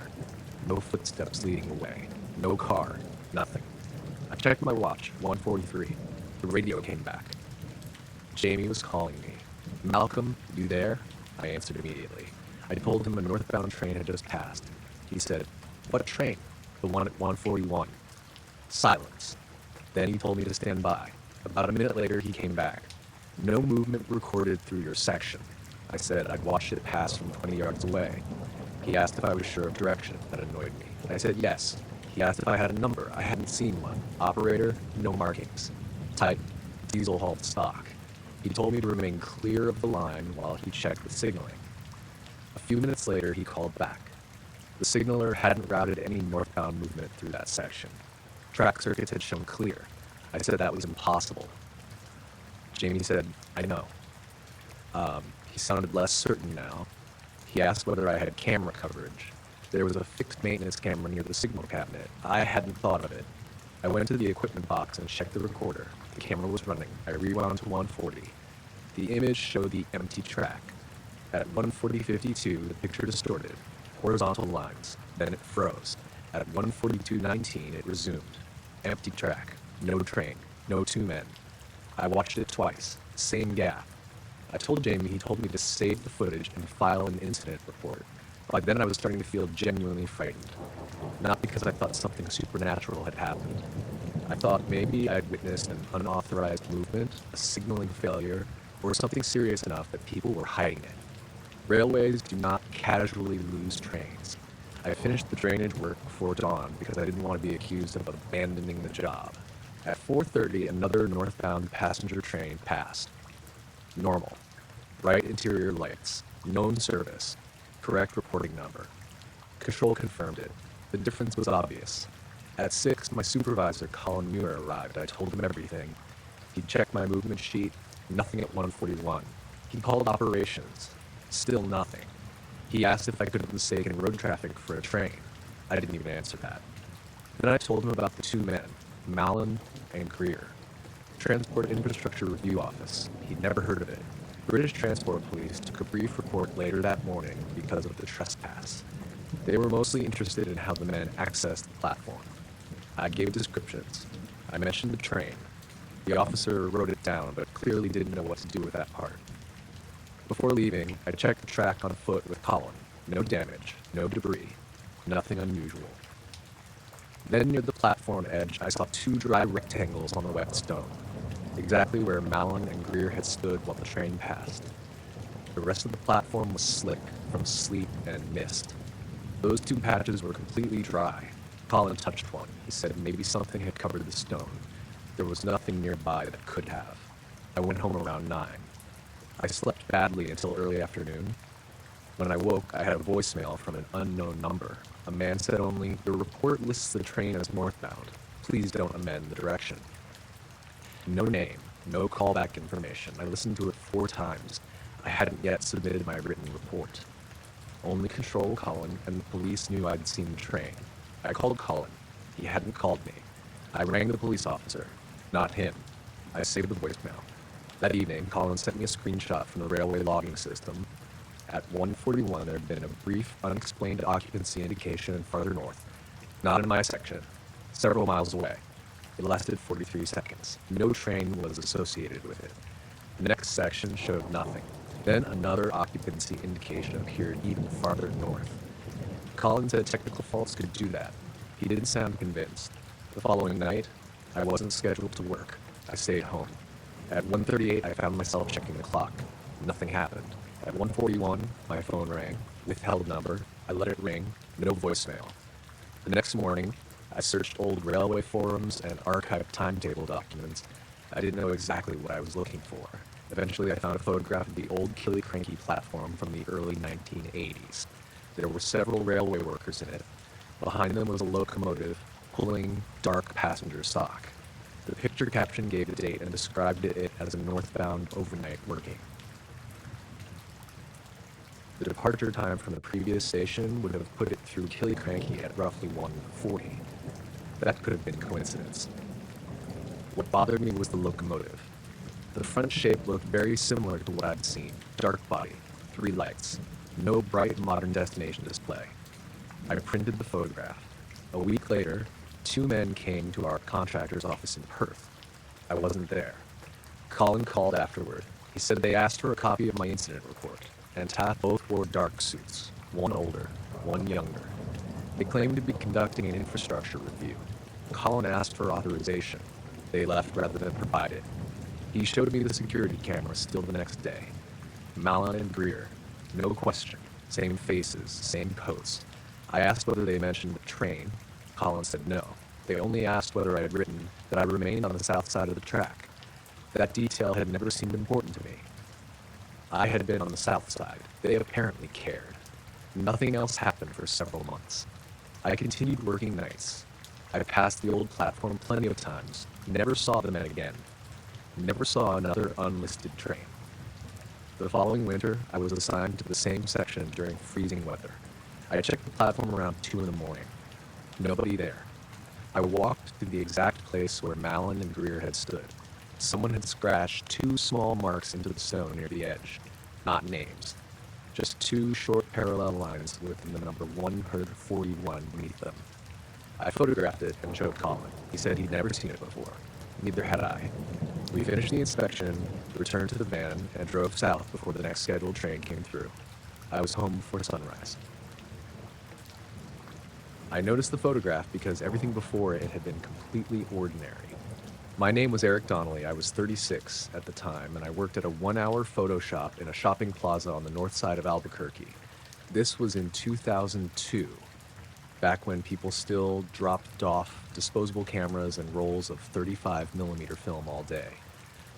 The shop was small, front counter, 2 processing machines, a little workroom in back, storage cabinets, and a narrow employee bathroom.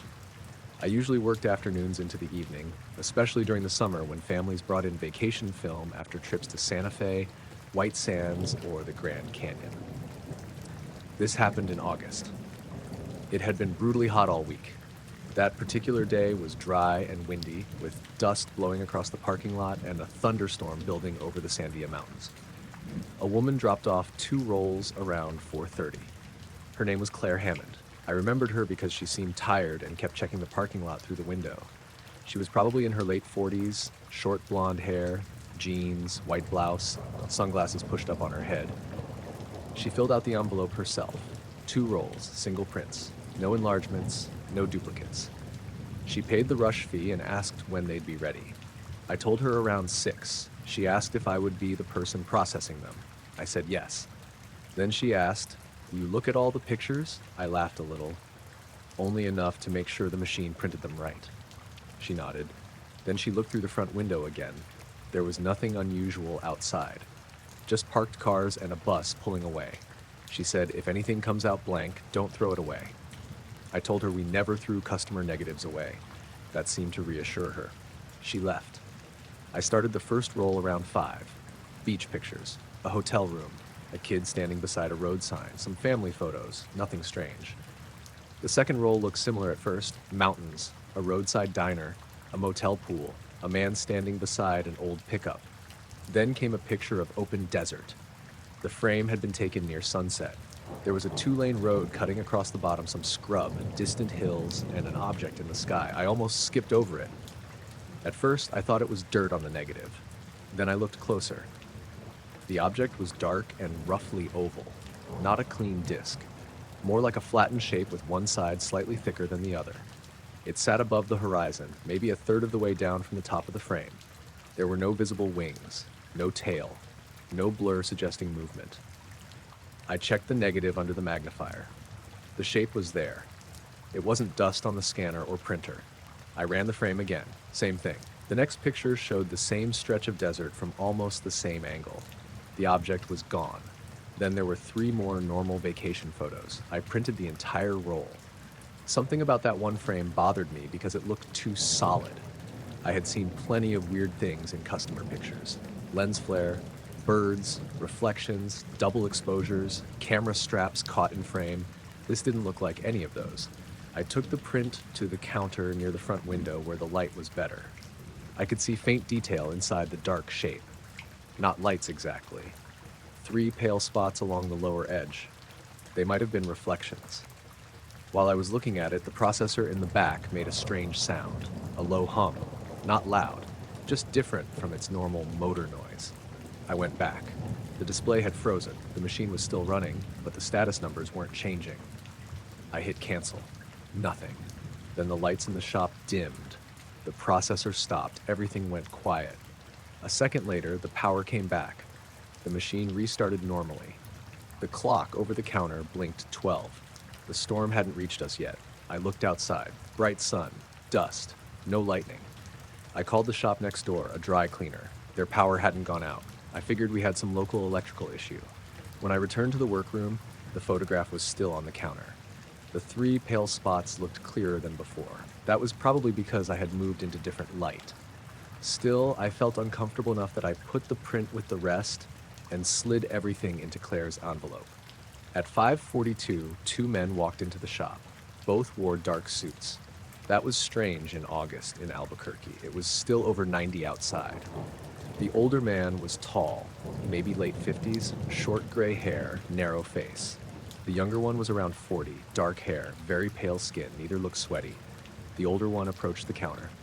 "Are you Eric Donnelly?" I looked at my name tag. Yeah, he smiled. My name is Charles Weller. This is Mr. Grant. The younger man didn't give a first name. I asked what I could do for them. Weller looked toward the back of the shop.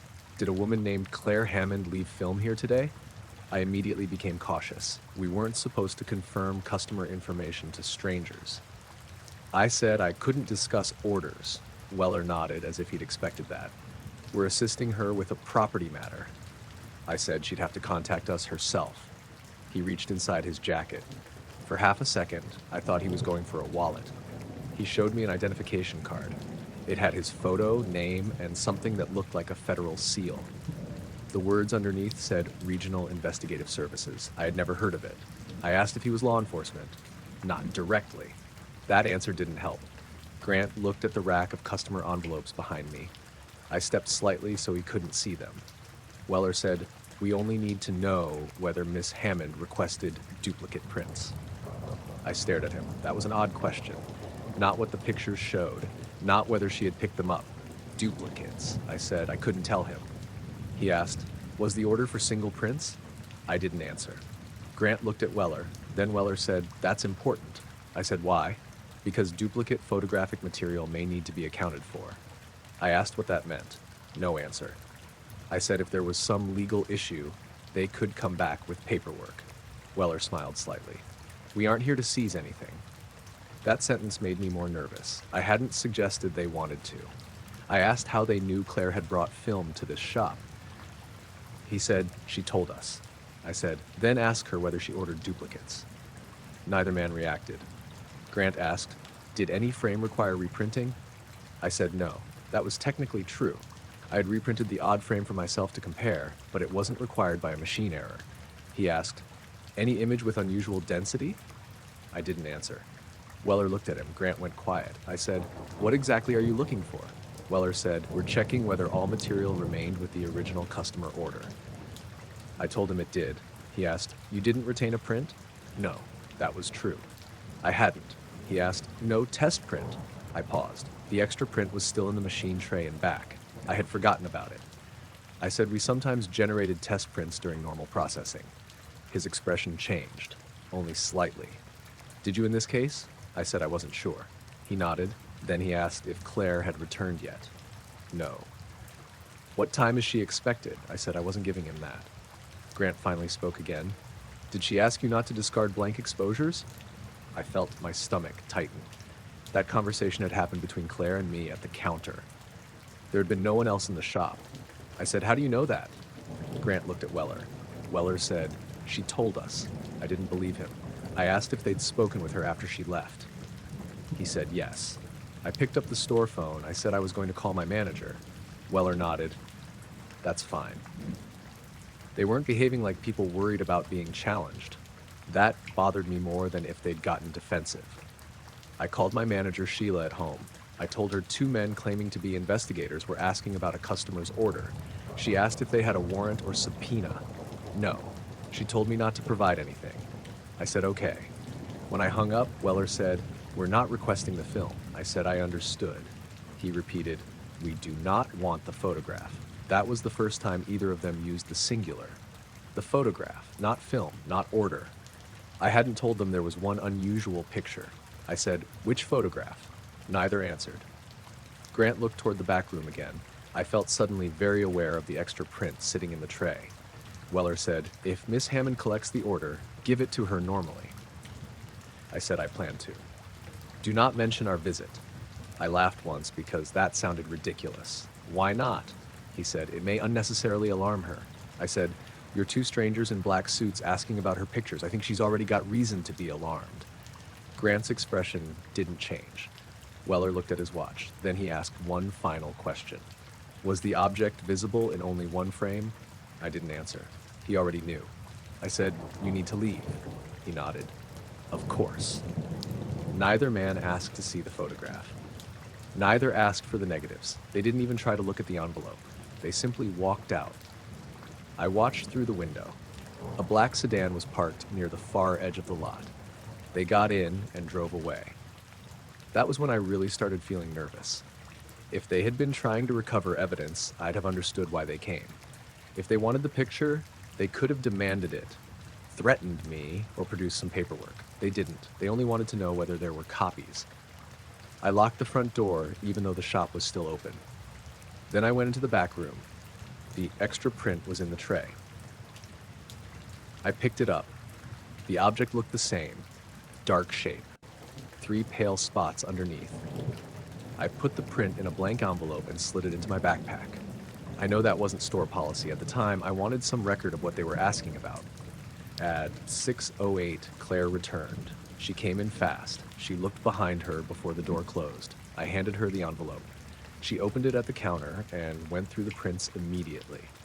When she reached the object picture, she stopped. Her face changed, not surprise, more like confirmation. I asked what it was. She said, "I don't know." I told her 2 men had been there asking about her order. She looked up. "What men?" I described them. Older, gray-haired man, younger, dark-haired man, black suits. She went very pale. She asked what names they gave, Weller and Grant. She shook her head. She had never heard either name. I told her they said they'd spoken with her. They haven't. I told her they asked whether she'd ordered duplicates. She stared at the print. Then she asked, "Did you make any?" I didn't like how quickly she asked that. I said only the normal order.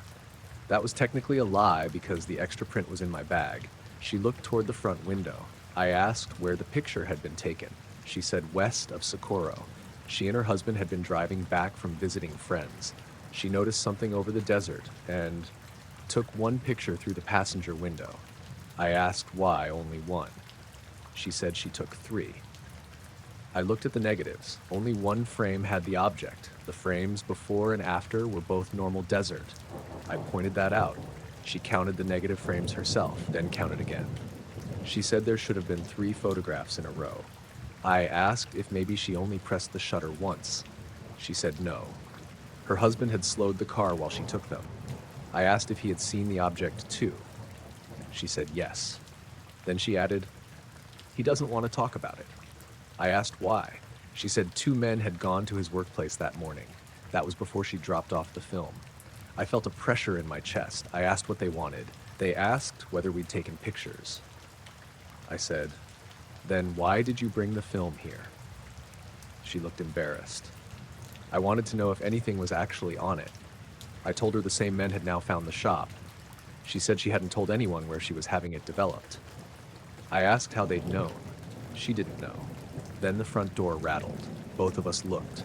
Nobody was there. The parking lot was getting dark because the storm clouds had finally moved over the city. Claire gathered the prints and negatives. I told her she should probably keep them somewhere safe. She almost laughed. Safe from who? I had no answer. She left. I watched her get into a beige Honda parked near the entrance. She pulled away. No black sedan followed, at least not that I could see. I closed the shop at 7. The thunderstorm finally broke while I was cleaning. Heavy rain hit the windows. The lights flickered once. Then the photo processor started making the same low hum it had made earlier. It was turned off. I stood in the back room listening. The hum lasted maybe 8 seconds, then stopped. I unplugged the machine. Nothing else happened. Before leaving, I checked the customer log. Claire's order number was 2147. I had entered it myself. The system now showed 2146 followed by 2148. There was no 2147. I checked the paper envelopes. Her carbon receipt was still there. Order 2147. I put it aside. The next morning, Sheila came in early. I told her the whole story. I showed her the receipt and the missing computer entry. She thought the database had glitched during the power problem. Reasonable. Then, I showed her the extra photograph. She stared at it for a while. She said it looked like a blimp. I said maybe. Then she asked why I had copied customer material. I said because 2 supposed investigators knew about the photograph before I told them. She didn't like that explanation, but she understood why I was uneasy. We called the number on Claire's order form. Disconnected. That was strange because she'd used it the day before when completing the paperwork. I tried the address. It was local. After work, against better judgment, I drove past. The address belonged to a small house in a normal neighborhood. There was a "for rent" sign in the yard. Nobody answered the door. The property manager's number was on the sign. I called. She said the previous tenants had moved out 2 weeks earlier. A couple named Hammond. I asked if Claire had been the tenant. Yes. I asked where they'd moved. She wouldn't tell me. Fair enough. A few days later, I saw the black sedan again. It was parked across from the photo shop when I arrived for work. Nobody got out. I went inside. By lunchtime, it was gone. Weller and Grant never returned. That should have made me feel better. It didn't, because they had gotten what they wanted from the first visit. They knew Claire hadn't ordered duplicates. They knew the shop normally produced single prints. They knew I had seen the strange frame. And they had left without caring whether the actual photograph stayed in circulation. A week later, I took the extra print to a friend named Owen Price who worked in commercial photography. I didn't tell him the whole story. I asked what he thought the object was. He examined the print with a loupe. He said it wasn't obvious motion blur. Probably not a bird. Could have been a distant aircraft at an odd angle. Then he noticed the 3 pale spots. He asked if I had the negative. I didn't. Claire had taken it. He said without the negative, he couldn't tell whether the pale areas were reflections, processing marks, or actual detail. He scanned the print at high resolution. When he enlarged it, something else became visible. A thin, dark line extended downward from the object. It was so faint, neither of us had noticed it before. The line stopped well above the ground. Owen thought it might be a scratch. Then he looked closer. The line was behind a small patch of cloud. Whatever it wasn't on the surface of the print. I asked if that made sense. He said no. I took the photograph home. 2 months passed. The shop stayed normal. No strange men, no calls. Then in November, I received an envelope at work. No return address. Inside was a single photograph. Same desert road, same distant hills, same general viewpoint as Claire's picture. The dark object was gone. At the bottom of the print, someone had written by hand, "No duplicates requested." There was no note, no signature. I checked the back. Our shop's processing code was printed there. The date code matched the night Claire's film was developed. But I had never printed that frame. I knew because the image wasn't on either roll she'd brought in. I checked our stored machine logs. Order 2147 still didn't exist. The physical carbon receipt I had saved was gone from Sheila's desk. She said she hadn't touched it. The extra photograph remained in my apartment. I kept it in an envelope with the one that arrived in the mail. The shop closed 3 years later when digital cameras finally killed most of our business. On my last day, I cleaned out the back storage cabinets. Behind a box of old chemical test strips, I found one customer envelope. No name, no phone number, just a handwritten order number, 2147. The envelope was empty.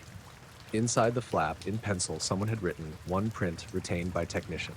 I took it home with the photographs. I never heard from Claire Hammond again. The first report came in at 5:26 in the morning, before the visitor center opened. My name was Daniel Rusk. I was 46 at the time, and I worked as a park ranger in Northern California, mostly around the back roads and trailheads east of Lassen Volcanic National Park. My job was a mix of patrol, visitor assistance, checking gates, dealing with injured wildlife, and telling people they couldn't camp wherever they felt like it. This happened in late September. The weather had turned cold overnight. The day before had been warm and dry, but by morning there was frost in the shaded areas and a low layer of cloud sitting against the higher slopes.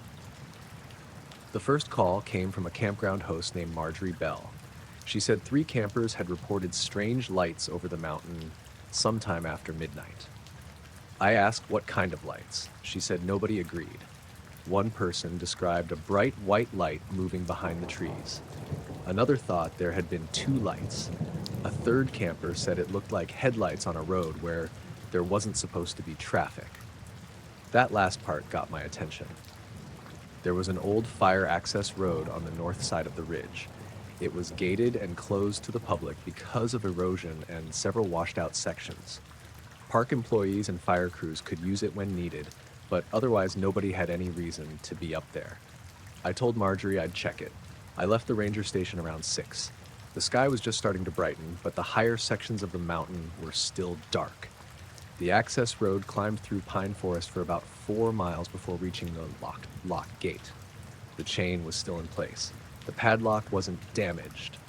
I unlocked it, drove through, then locked it behind me. That was standard procedure. The road was rough but passable. About a mile in, I saw tire tracks. Fresh ones. The ground was mostly dry, but there had been enough overnight frost to leave a thin layer of moisture on the dirt. The tracks headed uphill. That didn't make sense. No one had checked out a vehicle from our station. No fire crews were working in the area. I stopped and got out. The tire marks were narrow, probably from a normal passenger car. Not one of our trucks. There were no tracks coming back down.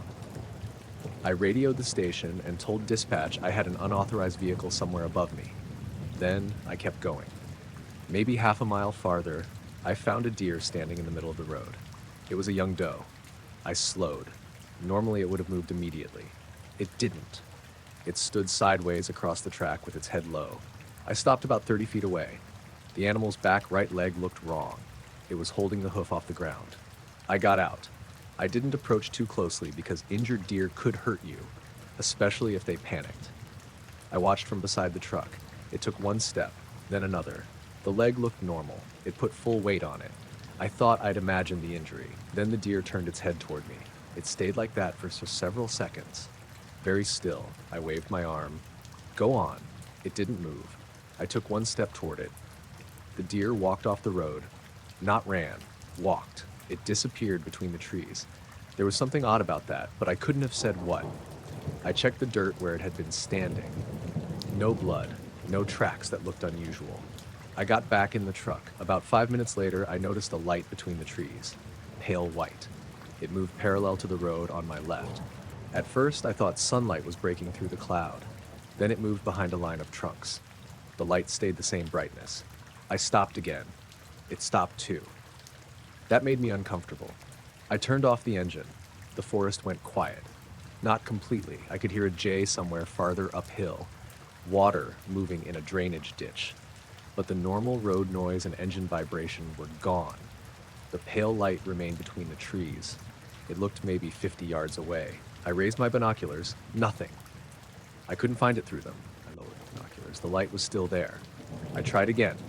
Nothing. That was strange enough that I decided not to go into the woods after it. I radioed dispatch. The signal broke up badly. I heard my own unit number, then static. I tried again. Nothing. I checked my phone. No service. That was normal in parts of the road. I started the truck. When I looked back toward the trees, the light was gone. I drove on. At 6:42, I came around a bend and saw a black car parked ahead. It was a large sedan. Completely wrong for that road. Low clearance, street tires, clean black paint. 2 men stood beside it. Both wore dark suits under black overcoats. I slowed. Neither waved. I stopped about 20 yards away. The older man walked toward me. He was maybe late 50s, with short gray hair and a long face. The younger one looked around 40, dark-haired, slimmer. Their shoes were polished black leather. There was mud along both sides of the road. Neither had mud on his shoes. I got out but left the truck running. The older man said, "Ranger Rusk?" I looked at my uniform. My name patch was visible. Still, the way he said it felt like he already knew. I said yes. He introduced himself as Walter Quinn. The younger man was Matthew Orr. Quinn showed me identification in a leather holder. It had his photograph, name, and a seal I didn't recognize. The wording said, Regional Search Coordination. I asked if they were with the county. Quinn said they were assisting with a missing person inquiry. I said, "What missing person?" He looked at Orr. Then he said, "A hiker." I waited. No name. We're confirming details. That was not how search and rescue worked. If someone was missing, we had a name, age, clothing description, vehicle information, last known location, and usually a group of people already calling everyone they could. I asked if they had contacted our station. Quinn said they had spoken with the appropriate office. I asked which office. No clear answer. I said there was no active search that I knew of, or looked toward the ridge. That may be because the individual hasn't been formally reported. I stared at him. Then how are you searching for him? Neither answered. I asked for a description. Male or female? Age? Clothing? Nothing. Quinn said, "We believe the individual may have entered this area sometime overnight." I said, "You don't know who they are, but you know they came up this road?"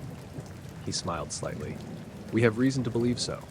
I looked at the black sedan. The front bumper had dust on it, but not much.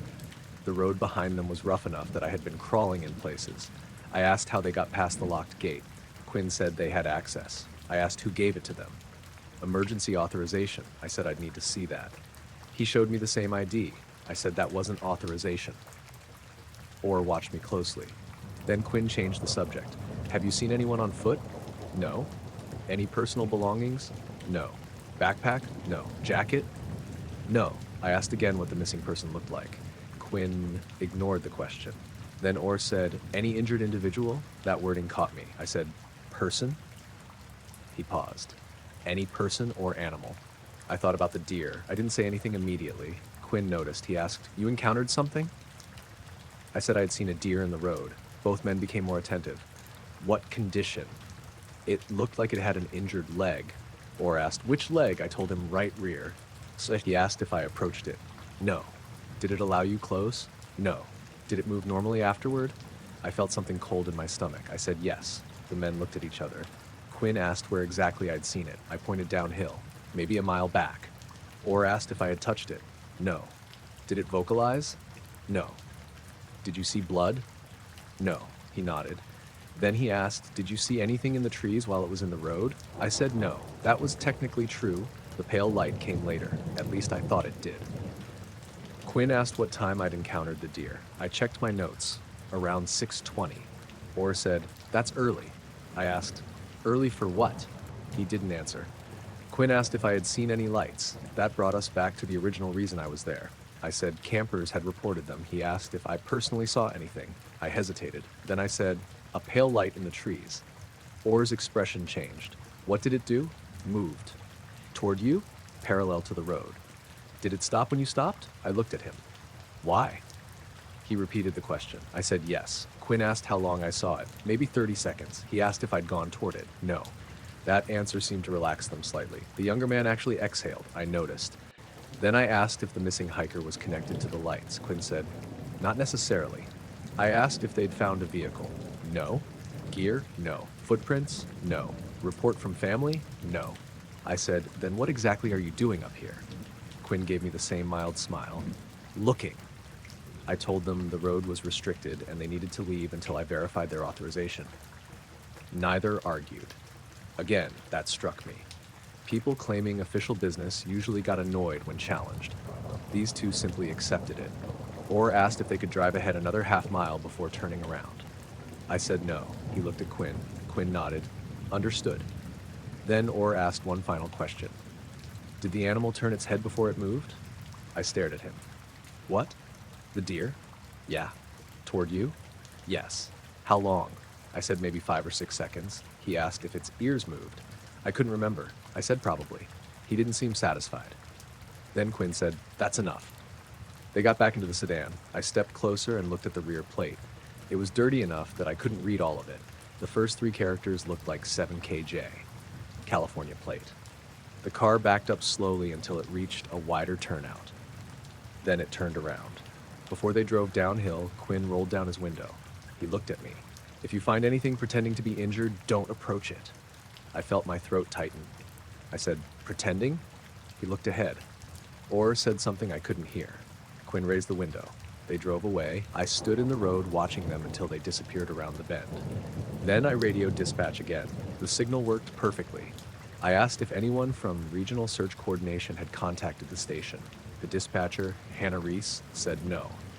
I gave her the names. Walter Quinn, Matthew Orr, nothing. I asked if there were any missing hikers reported overnight. No, not in our district, not in the neighboring district, no search and rescue activation. I told her I had 2 suspicious people leaving the restricted road in a black sedan and asked another ranger to check the main gate. Then I kept going uphill. I probably shouldn't have. But I needed to confirm there wasn't an actual lost person somewhere. Another 2 miles up, I found something beside the road. A backpack. Dark green. It sat upright against a tree. Clean. Dry. The ground around it was wet from frost. I stopped. I did not touch it. I radioed dispatch and reported the location. Then I waited for another ranger. His name was Colin Mercer. He reached me about 30 minutes later. We checked the backpack together. Empty. No wallet, no food, no clothing, no water bottle, nothing. The inside was dry. The outside was dry. There were no footprints around it. Colin said maybe someone had left it days earlier, possible. The problem was I knew that road. I had driven it 3 days before. The backpack hadn't been there. Same. We bagged it as found property. Then we walked another quarter mile. Near a drainage crossing, we found a set of footprints. One person. Maybe size 10 or 11 boots. They came from the road, crossed a patch of mud, and stopped at the edge of the forest. No continuation. No prints returning.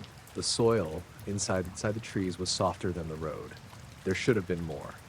Colin crouched. He said, "That's weird." I told him about the deer, then the pale light, then the two men. When I repeated Quinn's final comment, Colin stopped smiling. He said, "Pretending?" That's what he said. We didn't go into the woods. Instead, we finished checking the road from the vehicle. Nothing else. At 9:10, we returned to the station. The ranger posted at the lower gate had never seen the black sedan come out. That was impossible. There was only one drivable route off that section. The road beyond where I'd stopped the men ended at a washed-out bridge. No passenger car could cross it. We checked the gate, still locked, no damage. The tire tracks from the sedan were visible on the dirt road. They ran downhill for nearly a mile, then stopped. Not gradually. At a hard, dry section, they became faint, then never appeared again where the road turned muddy. There was no turnout there. No side road, no place to leave the vehicle. The black car should have continued through the mud. It didn't. The plate number I partly remembered didn't help. Several California registrations started with those characters. None obviously matched a black sedan from what local law enforcement could tell us. The backpack went into our property room. No one claimed it. The unusual light reports were documented as unknown aerial activity. Nothing more came from them. 3 days later, a wildlife biologist named Emma Greaves contacted our station. She had been checking trail cameras in the same area. One camera had captured a deer at 6:17 that morning. Same approximate location where I saw mine. The image showed a young doe standing in the middle of the road, right rear leg raised. Next image, taken 20 seconds later, showed the deer walking normally into the trees. Emma thought it might have stepped on something sharp. Then she showed me the third image. It had been taken 40 seconds later. The road was empty, but there was a pale light between the trees, not bright, just a washed-out oval. I asked if infrared flash could cause it. She said maybe.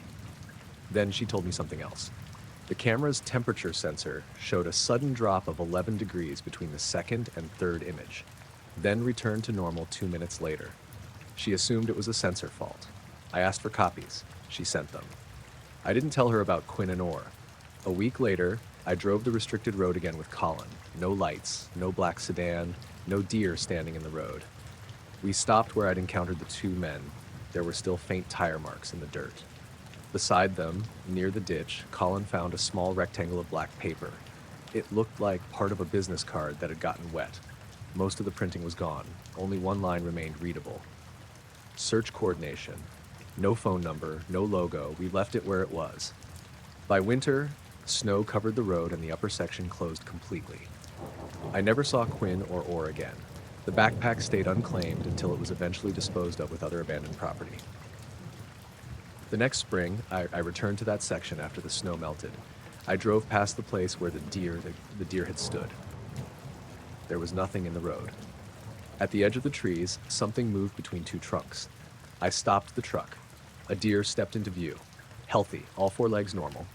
It looked at me for a few seconds, then ran uphill through the brush. I stayed inside the vehicle until it was gone. Then I continued my patrol, locked the gate behind me, and drove back to the station before dark.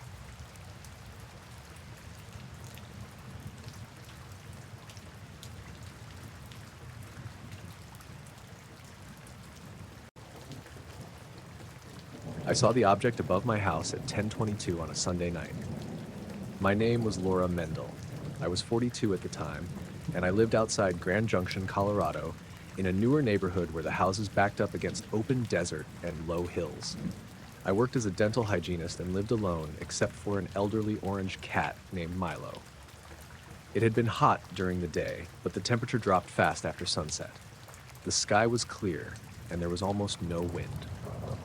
I was in the laundry room when I heard a low sound outside. Not loud. It reminded me of a truck idling somewhere nearby.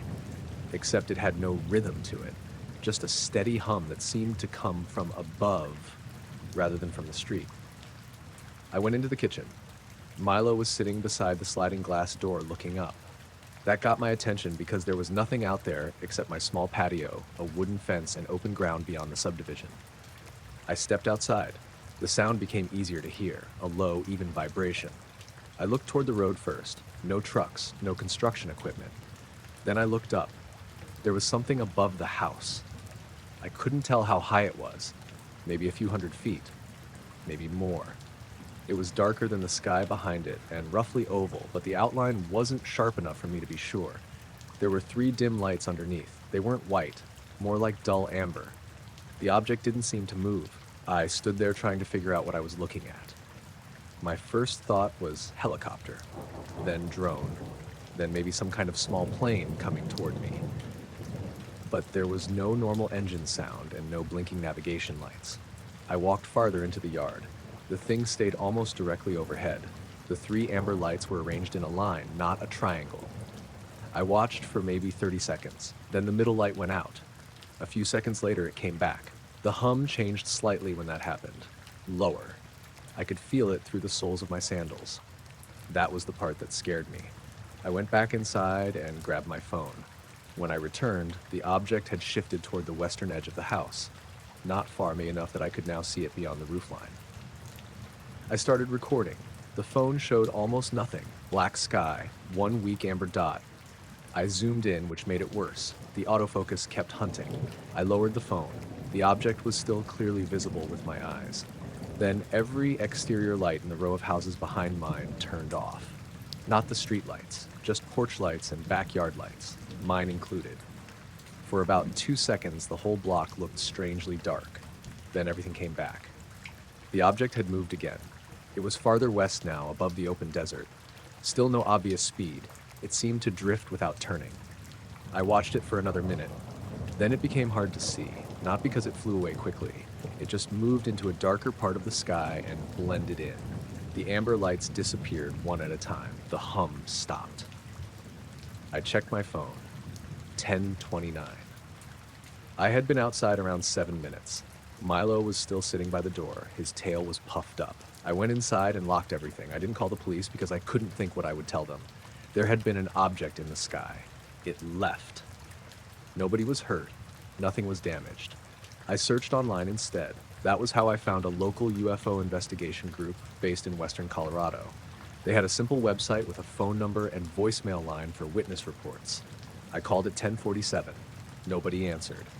A recording asked me to leave my name, callback number, location, time of sighting, and a short description. I did. I said I'd seen a dark oval object with 3 amber lights above my house around 10:22. I mentioned the low humming sound. I mentioned the lights around the neighborhood briefly going out. I did not mention Milo. I did not mention that the middle amber light went dark and then came back. I also didn't mention that I had tried to record it. The message was probably 2 minutes long. Afterward, I sent myself a text with a few extra details so I wouldn't forget them. Then I went to bed. I slept badly. Around 3:30, Milo woke me by jumping onto the bed. He normally slept in the living room. He stood near my feet and stared toward the bedroom window. I listened. Nothing. No hum. No cars. I got up and checked the backyard. Empty. The next morning, everything looked normal. I went to work. I told one coworker, Melissa, what I'd seen. She asked if it could have been Starlink. I said no, because it wasn't a line of lights moving across the sky. She asked about a drone. I said maybe. That was still the explanation I preferred. I checked the neighborhood group during lunch. Nobody had posted anything. I started feeling silly for calling the UFO organization. I even considered phoning back and telling them not to bother. I didn't. The next afternoon, around 3:15, someone knocked on my door. I was home early because my last patient had canceled. I looked through the peephole. 2 men stood outside. Both wore dark suits. The older one had short gray hair and glasses. The younger one was probably in his early 40s, dark-haired and clean-shaven. They looked completely ordinary. No sunglasses, no strange expressions, no exaggerated behavior. The older man smiled when I opened the door. "Miss Mendel?" I said yes. He introduced himself as Robert Elkins. The younger man was James Norwood. Elkins said, "We're with the Western Sky Research Network. You left a report last night."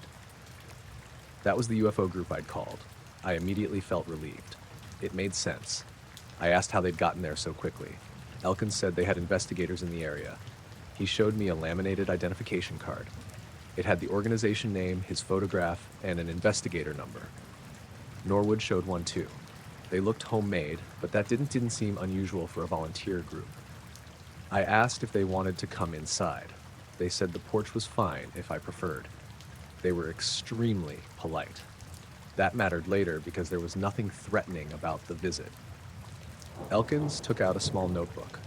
Norwood carried a black folder. Elkins asked me to describe the sighting from the beginning. I told him I heard the low hum while doing laundry. He asked what kind of appliance was running. I said the dryer. Gas or electric? Electric. He asked if the dryer behaved normally. Yes. Then I told him I went to the kitchen and saw Milo looking outside. Norwood glanced up. Your cat? That was the first time I had said anything about Milo to anyone connected with the report. So there was nothing strange about him knowing at that point.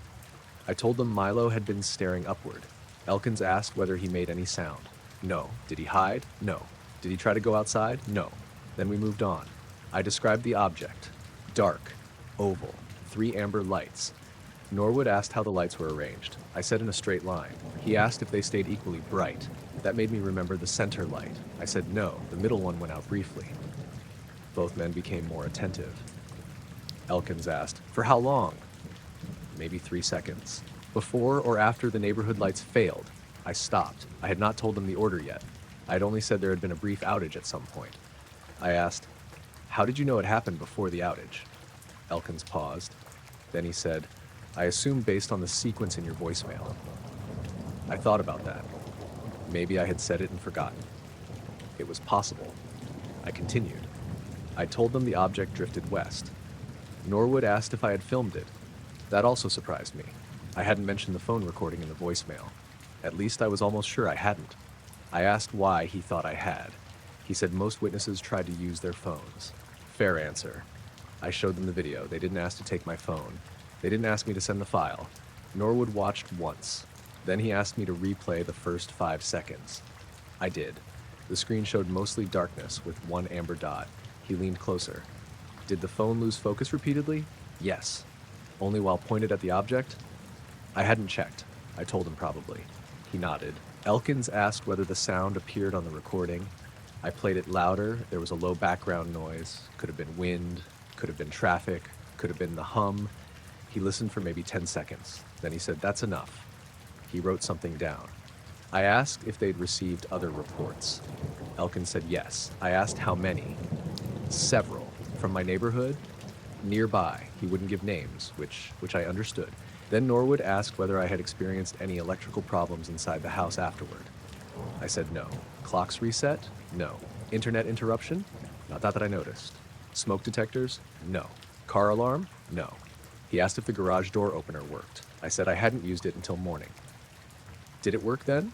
Yes. He nodded. The questions were detailed but not ridiculous. I had read enough strange event reports online to know people asked about electrical effects. Then Elkins asked exactly where I had been standing in the yard. I showed him. He walked to the edge of the porch but didn't step onto the lawn. He asked which direction I faced. I pointed west. Norwood opened his folder. There was a printed aerial image of my street inside. That was easy enough to get from online maps. He marked my house with a pen. Then he asked where the object had first appeared relative to the roof. I showed him. He drew an arrow. Very methodical. Very normal. That was why I didn't become nervous until later. Elkins asked about the humming sound again. Did it get louder as the object moved? No. Higher or lower pitch? Slightly lower when the middle light went out. He asked me to imitate it. I laughed because that felt stupid. He said it didn't have to be exact. I made a low humming noise. Neither man smiled. Norwood looked at Elkins. Elkins wrote for several seconds. Then he asked a question that didn't fit with the rest. What were you holding when the center light extinguished? I said, nothing. He looked at my hands. You hadn't gotten your phone yet? No. I went inside after that. He nodded. I asked why that mattered, trying to establish timing. Then Norwood asked, Did you touch the metal patio railing? I looked at him. I did have a short metal railing beside the back steps. I couldn't remember touching it. I said maybe. He asked if I felt a vibration through it. I said I felt vibration through the ground. He corrected me. Through your feet. Yes. He looked at Elkins. Again, Elkins wrote something. I said, have other people felt that? He answered, some. I asked what they thought the object was. Elkins smiled politely.